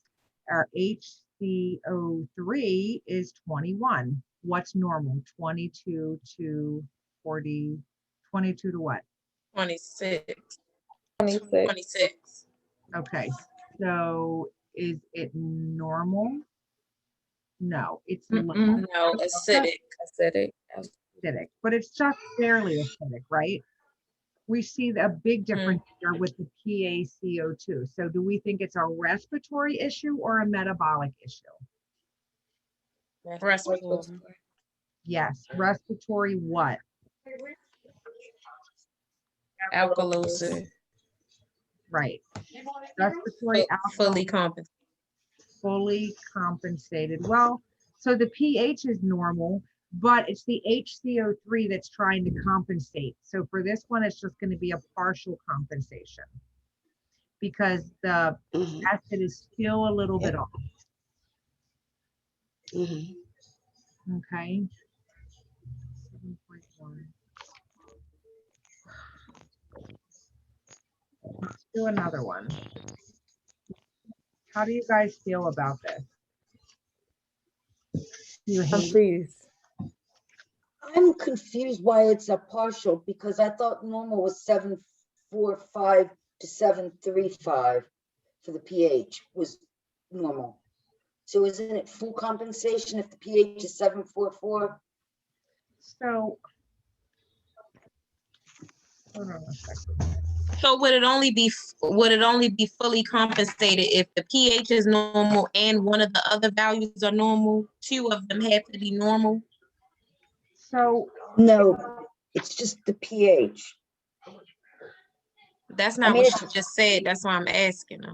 Yeah, okay, hold on a minute. I'm looking through something here.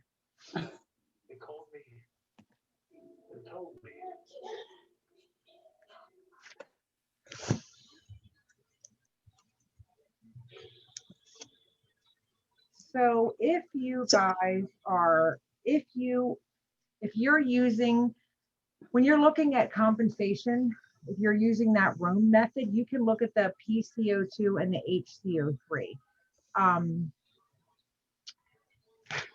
This is why I don't like teaching you guys different things to use, because it kind of starts to get confusing. And it depends. Sometimes the pH can be completely normal, but because the HCO3 is still a little off, it's partial compensation. Maybe that wasn't a good problem. Right. Let's do All another. right, so in order for it to be fully compensated, does two of them have to be normal? Is it the pH is normal, but then maybe HCO3 is normal too? Not always. Not always going to be like that. And we wouldn't give you something that was that tricky. It would be very clear cut for you to see if it was partially compensated. So can we do an Ms. example Davis, of fully compensated? Because I'm not understanding. If two of them don't have to be normal or to be fully compensated, what would give it full compensation if the pH was just normal? Yes, we can do one that has full compensation. I don't know if she has these in here. Let me go get my other book and I'll find one that is fully compensated. Okay. I think I have another book that has like 2 or 3 of them. Let me go grab that.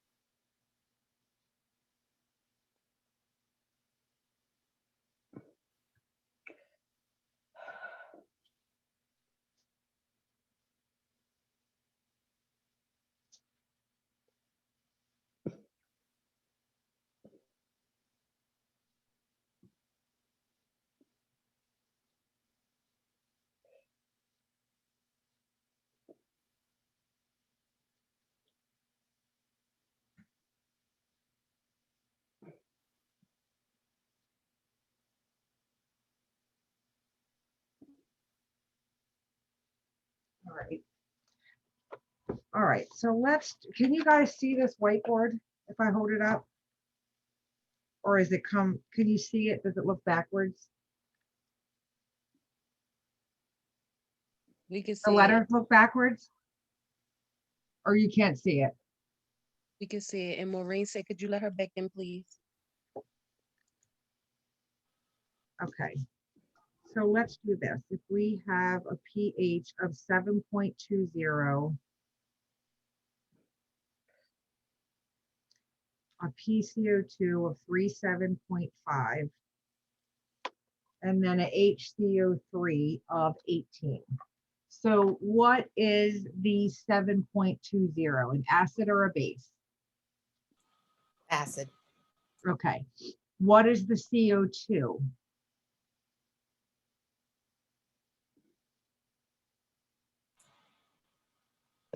It's a base. Normal. It's normal, 35 to 45, right? Oh, never mind. Is normal. So that's a normal. What is the HCO3? Acid. Acid. Okay. So what type of an issue do we think that this is? Metabolic. Metabolic.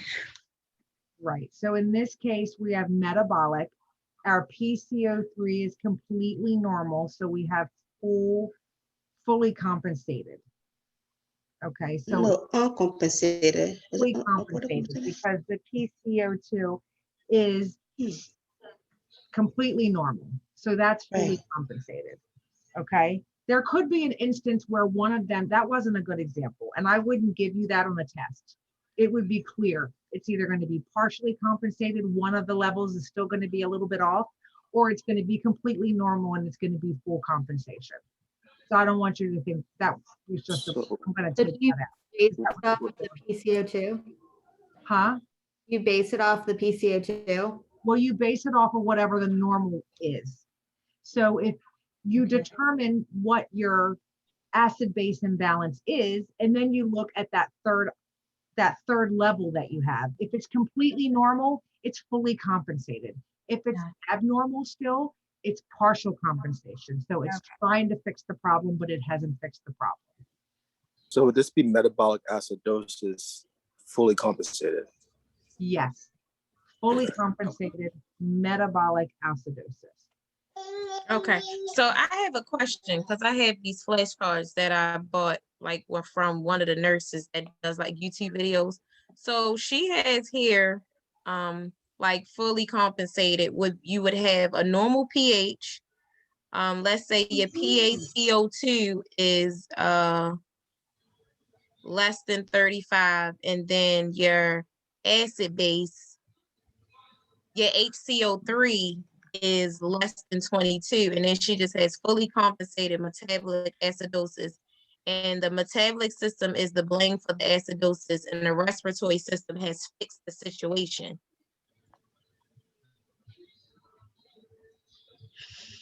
So yeah, I'm confused. Tell me the values again. So it's just that the pH would be normal. That's why I had asked that in the beginning. The pH is normal.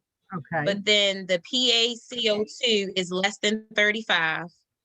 And then the HCO3 is less than 22. But she didn't say which one was, off by more. But I'm guessing the HCO3 was off by more because she said the metabolic system is to blame for the acidosis. And the respiratory system has fixed the situation. But again, the pH is normal. And that's fully compensated. So what was your HCO3 again? What was that value? She just has that it's an acid and it's less than 22. Oh, less than 22. So but she didn't give that's why I said she didn't give like specific numbers for you to be able to tell which one is, off by more. Right. It was just the fact that it said the pH was normal what got me, because so in the other program, we were taught that was fully compensated. Like if your pH is normal, whichever one is not causing the problem, both of the other two can be not normal. But I guess whichever one was more further off is what caused the problem. And the other ones isn't normal because I guess it did work to get the pH back to its normal value. And then that was full compensation. Yeah, I'm not going to give you anything that tricky. It's going to be clear. Okay. It's either going to be partial. Okay. Or full, for sure. Okay. All right. So what else you can do to help determine compensation is you can look at your PCO2 and your HCO3. If they are abnormal, but in opposite directions, okay, then that, yes, Lily. Okay, I'm not done yet. You have to go downstairs, okay? That is going to, so you can look at those two, you look at your PCO2 and your HCO3, if they're abnormal in opposite directions, that can, so you're, you could see, let's see.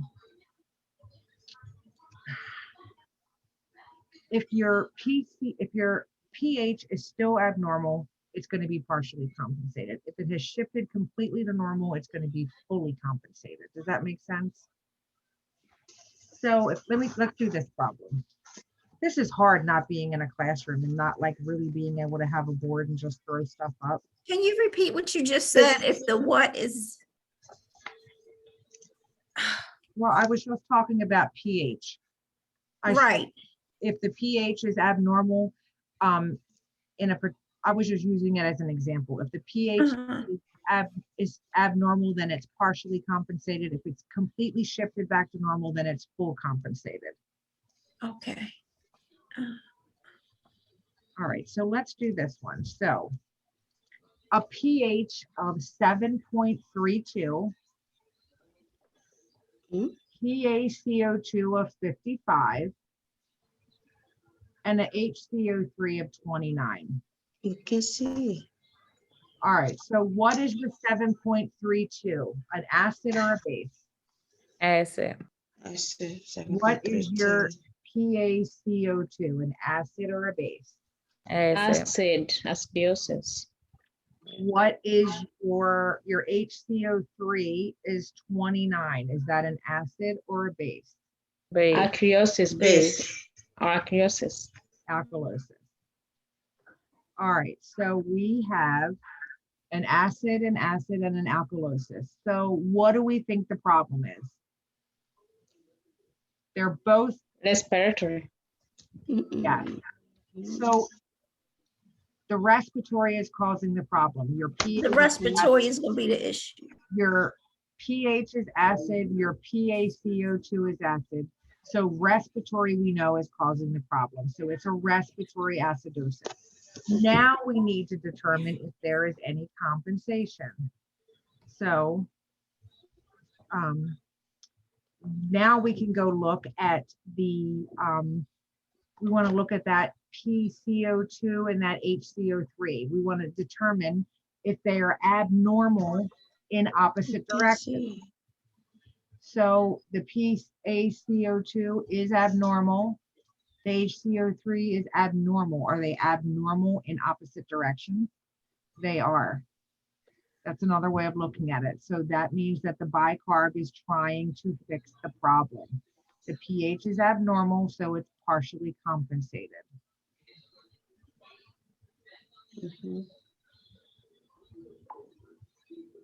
Okay, because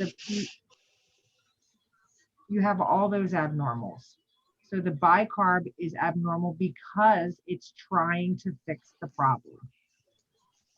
So it's not always you're going to be your pH that you're looking at. Okay, but one trick that they say to do is after, to be able to determine if it's compensation, look to see if your PCO2 and HCO3 are abnormal in opposite directions. It's just like another trick you can use.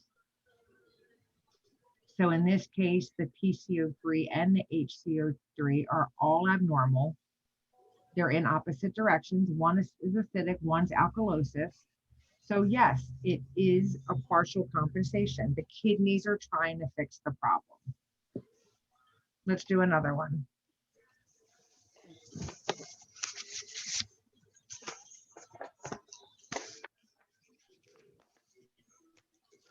ABGs is the worst of homeostasis, I think. And once you get it, you get it. You've had so much material tonight that it's not even going to make sense.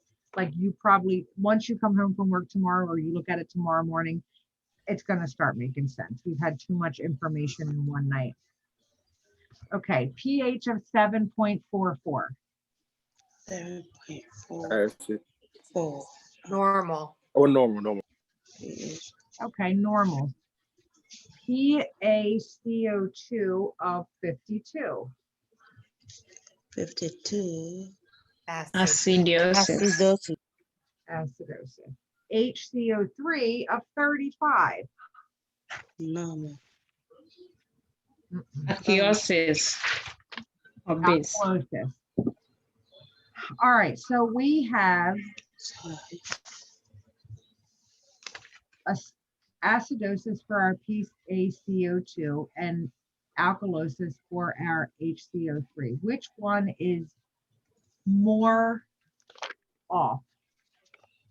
Acidosis. pH. PCO3. Hold that back up again. Sorry. Okay, CHO is 335. So 35 high. Metabolic. So that would be Aqueous 35. would be respiratory. No, that one is 10. Respiratory Oh, acidosis. aqueous. The metabolic is the problem, because that's off by more, right? Because what does that number say, 52? No, Yes. they see it too. Yeah, So, Okay. 35 to 45, that's 35 is 7, and then that's off by so your 9. pH, metabolic acidosis. Metabolic alkalosis. right? HCO3 is off by more, right? Mm-hmm. So it's going to be metabolic because that's where your greatest issue is. So Yeah. it's metabolic alkalosis. Now, is it fully compensated or partially compensated? Partial. Mother Lynn, I can't think. Put your phone on mute.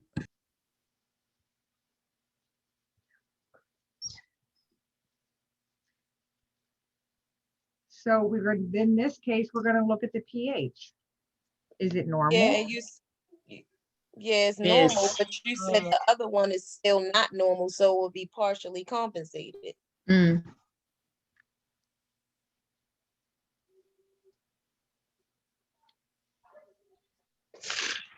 So partial compensation, partially compensated Yeah. metabolic alkalosis. Can you give us an example of one that would be completely compensated? I think we've only done partial so far. No, we just did one. It was complete. Oh, okay. Oh, Miss yeah, we did Davis, I one. thought you I said, see. Yeah, we did. Miss Davis, I thought PaCO2 greater than 45 is acidic. Does that say acidosis or alkalosis? I'm sorry. The one I just had was acidosis. Okay, gotcha. Thank you. Yeah. All right, let's see. Let me find another. That last one was metabolic acidosis, you said? Yes. Okay, sorry.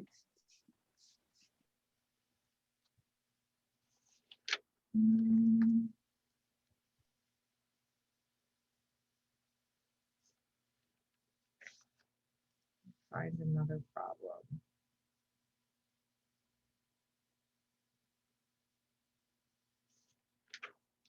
All right, let's see. All right, let's do.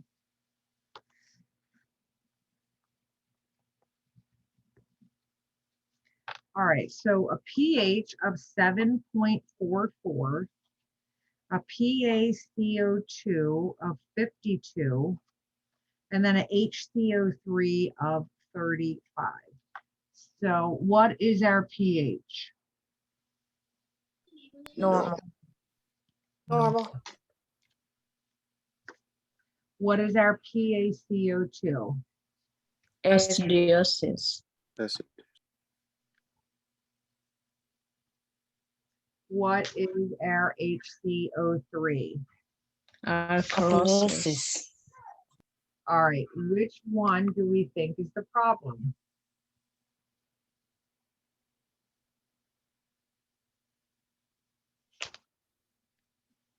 Can we see the values again?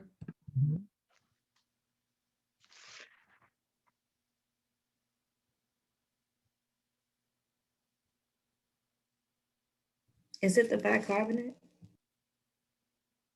Well, the bicarb is off by 4. The PaCO2 is off by 7, right? It'll be respiratory acidosis. How are you saying it's off by 4? Bicarb's off by 9. It's off by 9. It's 22 to 26. Yes, you're right. I'm sorry. What did I say? 4? You're right. 9 and then it's 7. So it's a metabolic issue. Metabolic alkalosis. Okay. Is it fully compensated or is it partially compensated? Partial. The pH is normal, then that would make it.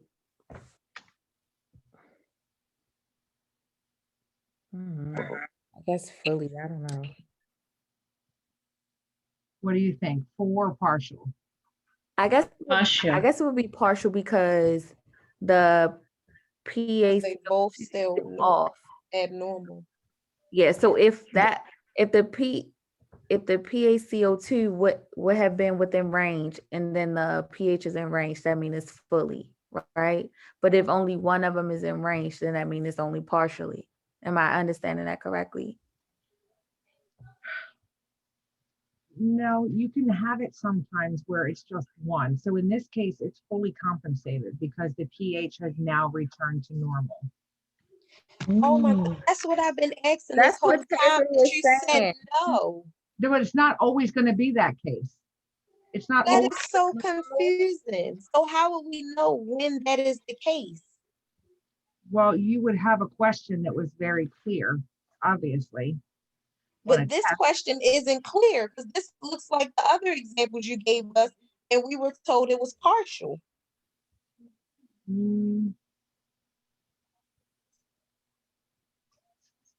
So I don't see the difference between this question and the other question for us to clearly see, like, okay, this is partial and this is fully. Because we had questions that had normal pHs, and then both the PaCO2 and the HCO3 were both abnormal, and we were told that that's partial compensation because the other one is still abnormal.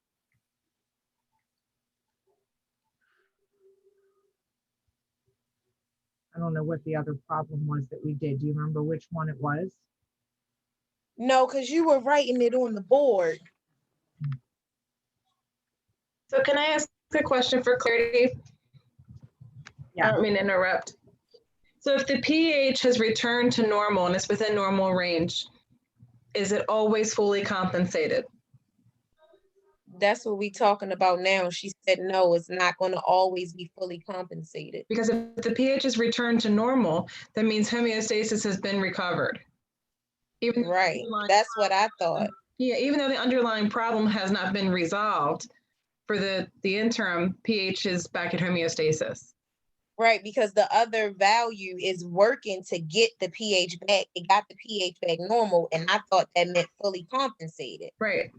Yeah, because they're I don't know. one is alkali and one is acid, and then right, they made the pH normal again, even though it's still on the higher end of the normal pH balance. It's still normal. Yeah. So I'm confused like crap now. Well, I think it's just give us the answers to the test, and we can call this even. Tazra. That was Chanoa. She sounds just like you. I'm confused at this point. Are we gonna have a Jeopardy? We are going to have a Jeopardy. I think that they were just bad. I feel so lost. I hate it. Do you want to have another night where we can meet and go over these? Just ABGs? I would be Yeah. down with that. Me too, I would like to. Do you want to do it tomorrow night? Wednesday, yeah, that's good. Yeah, that's okay. Can you guys meet tomorrow night? As long as it's not till 10 p.m., yes. I'll be working. 1 Will hour. we record it? Maybe. Please record because some of us work in the evening. Yep, I'll be working. Yeah, I'll be working tomorrow evening too.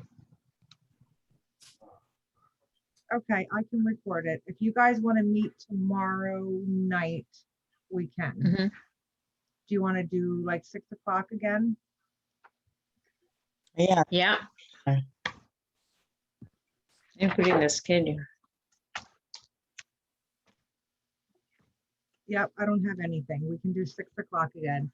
And then I will get together some good problems that are very straightforward, like you would see on our test. And then we will go through them and we will answer them. And then we'll do these, we can do these case studies. We'll do a couple of them and look at them.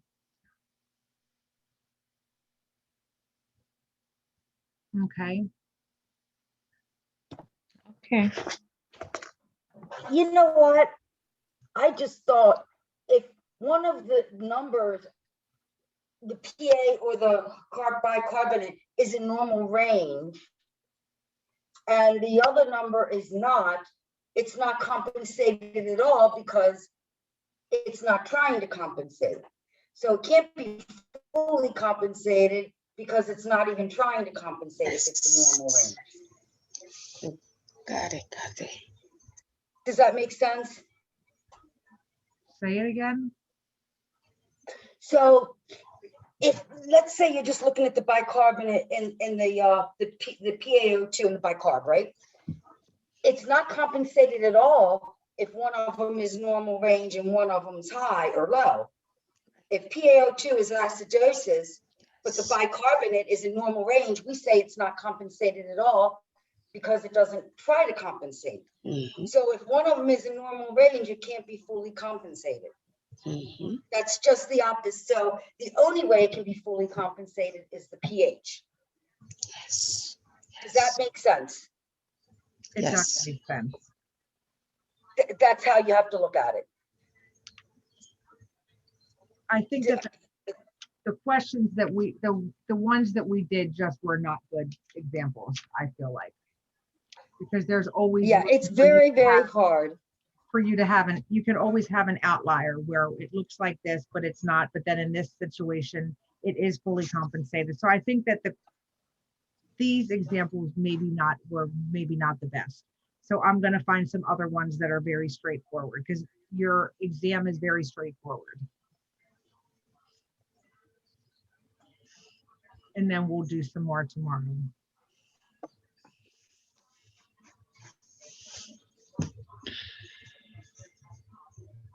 All right, go ahead and let your brain have a break because mine need one. It was a lot of information for one night. A lot of information for one night. A lot. Miss Davis, I wanted to ask you a question. It has nothing to do with it's from the first set of slides. It's slide number 50 on the first slides we went over. Okay. So I'll wait for you to pull it up. So for the IV fluid replacement,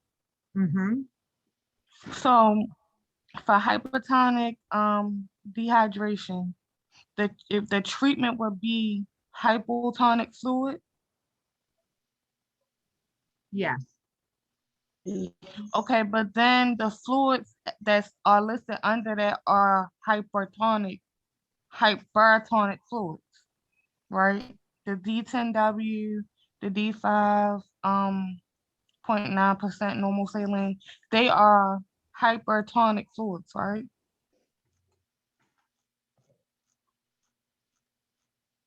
Hold on, let me go back. Okay.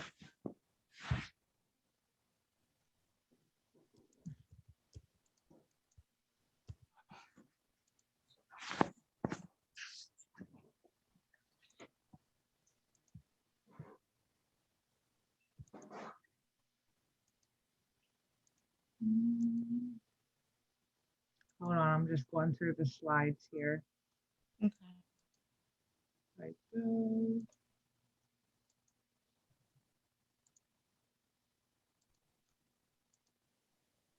So your hypertonics are your 3% saline, your 20% dextrose, and your D10W. So they are the hypertonic fluids. Those are hypertonic solutions. Okay, but the treatment for hypertonic dehydration will be hypotonic fluids. Right. And they are, which ones are they? Well, hold on, they should be listed on there. Your hypotonic solutions are going to be half normal saline, 0.45, less than 5% dextrose, D5W, and D5 half normal. Okay. Is that what it says? I was getting confused. I was getting confused because it had hypertonic fluids under there, but it didn't have, it said it was, the treatment was hypotonic fluids. but I didn't see the hypotonic listed. I just seen the hypertonic list. Is that what I'm saying? I mean, I don't know if I'm saying it right. Well, what's listed under the hypertonic dehydration? Those are your hypotonic fluids. Okay, that's the okay. Okay, yeah. that's what I was. Okay. Yeah. So you're going to use those fluids to treat that hypertonic dehydration. Okay. All right. And then the same thing for the hypotonic dehydration. You're going to treat with a hypertonic fluid. You want something that's going to do the opposite. Okay. Hey, Ms. Davis, I have a but not really a question, but I found like the perfect thing to just explain it what we were just talking about. If I could just briefly read it really fast, I think it would help about the compensator.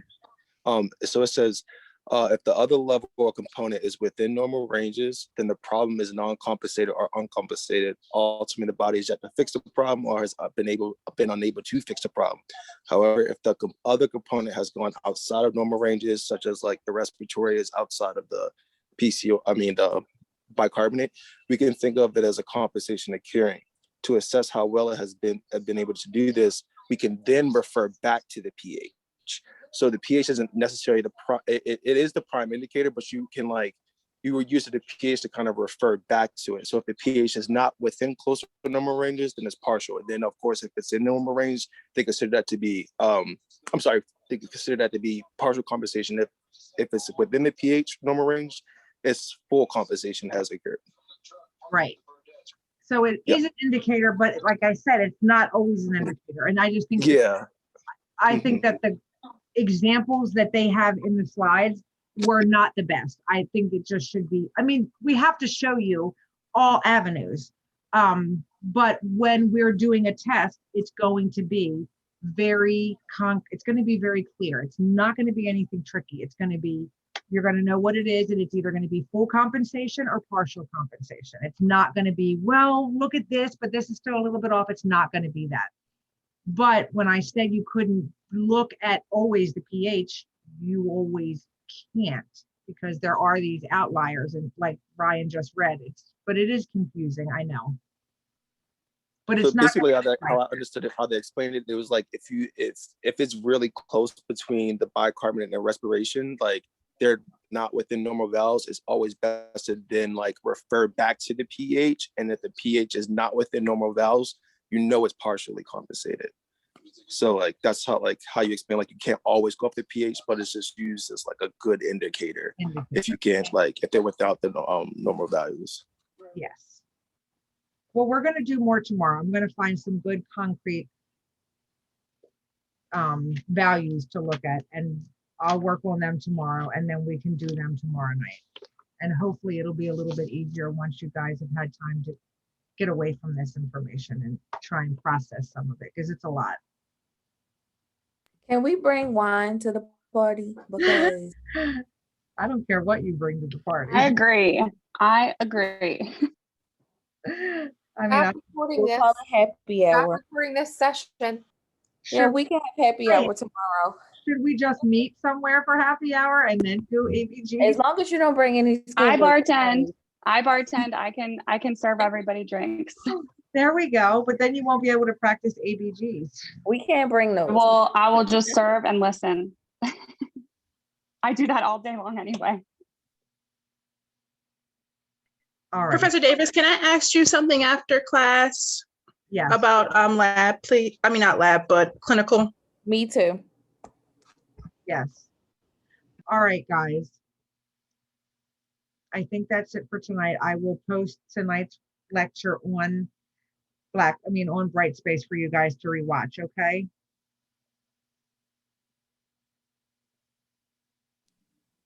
I do have a question. Do you have alternative clinicals on this Sunday? No. Okay, for the notice. So you either have clinical right now or you don't. If you weren't. No, I don't have this Sunday. Yep, then you don't, there's no alternative clinical. Okay, thank you. Yeah, you're welcome. And I was just going to ask a question. Remember the test information that Dr. Irwin had put on Blackboard last semester about where you could go get tested and all that stuff? I don't know if that's still available for you to put on for the people. Like, I don't have it this week, but whenever I have to get like tested for the clinical, So if you could put that up. yeah, I'll have to ask. Oh yeah, do we have to get retested again? Well, so that was kind of, now it's like a facility by facility thing. First of all, I heard yes, that everybody needed it, but now we found out today that the people going to Sinai don't need it. So now we're waiting to get confirmation from Levendale to see if you need it there, and then we have to wait to hear from GBMC. So it's changing every day. So it's kind of like on a daily basis, things, we just get new information. So the Okay. people that's going, so I'm going Sunday. Do you know if I'm just going for Sunday? Because she was like, once you get the group together. So are we going to be stationed, the group that's going to Sunday, that's where we're going to be stationed at just for that Sunday? Or it's going to Nope. be All the summer. Sunday after that or the Sunday after that? All summer. So that's where we're going to be stationed at. Yep. Okay. With Mrs. Foote. Yep. Okay. Yep. Miss Davis, FYI, you're still recording. Oh, I am?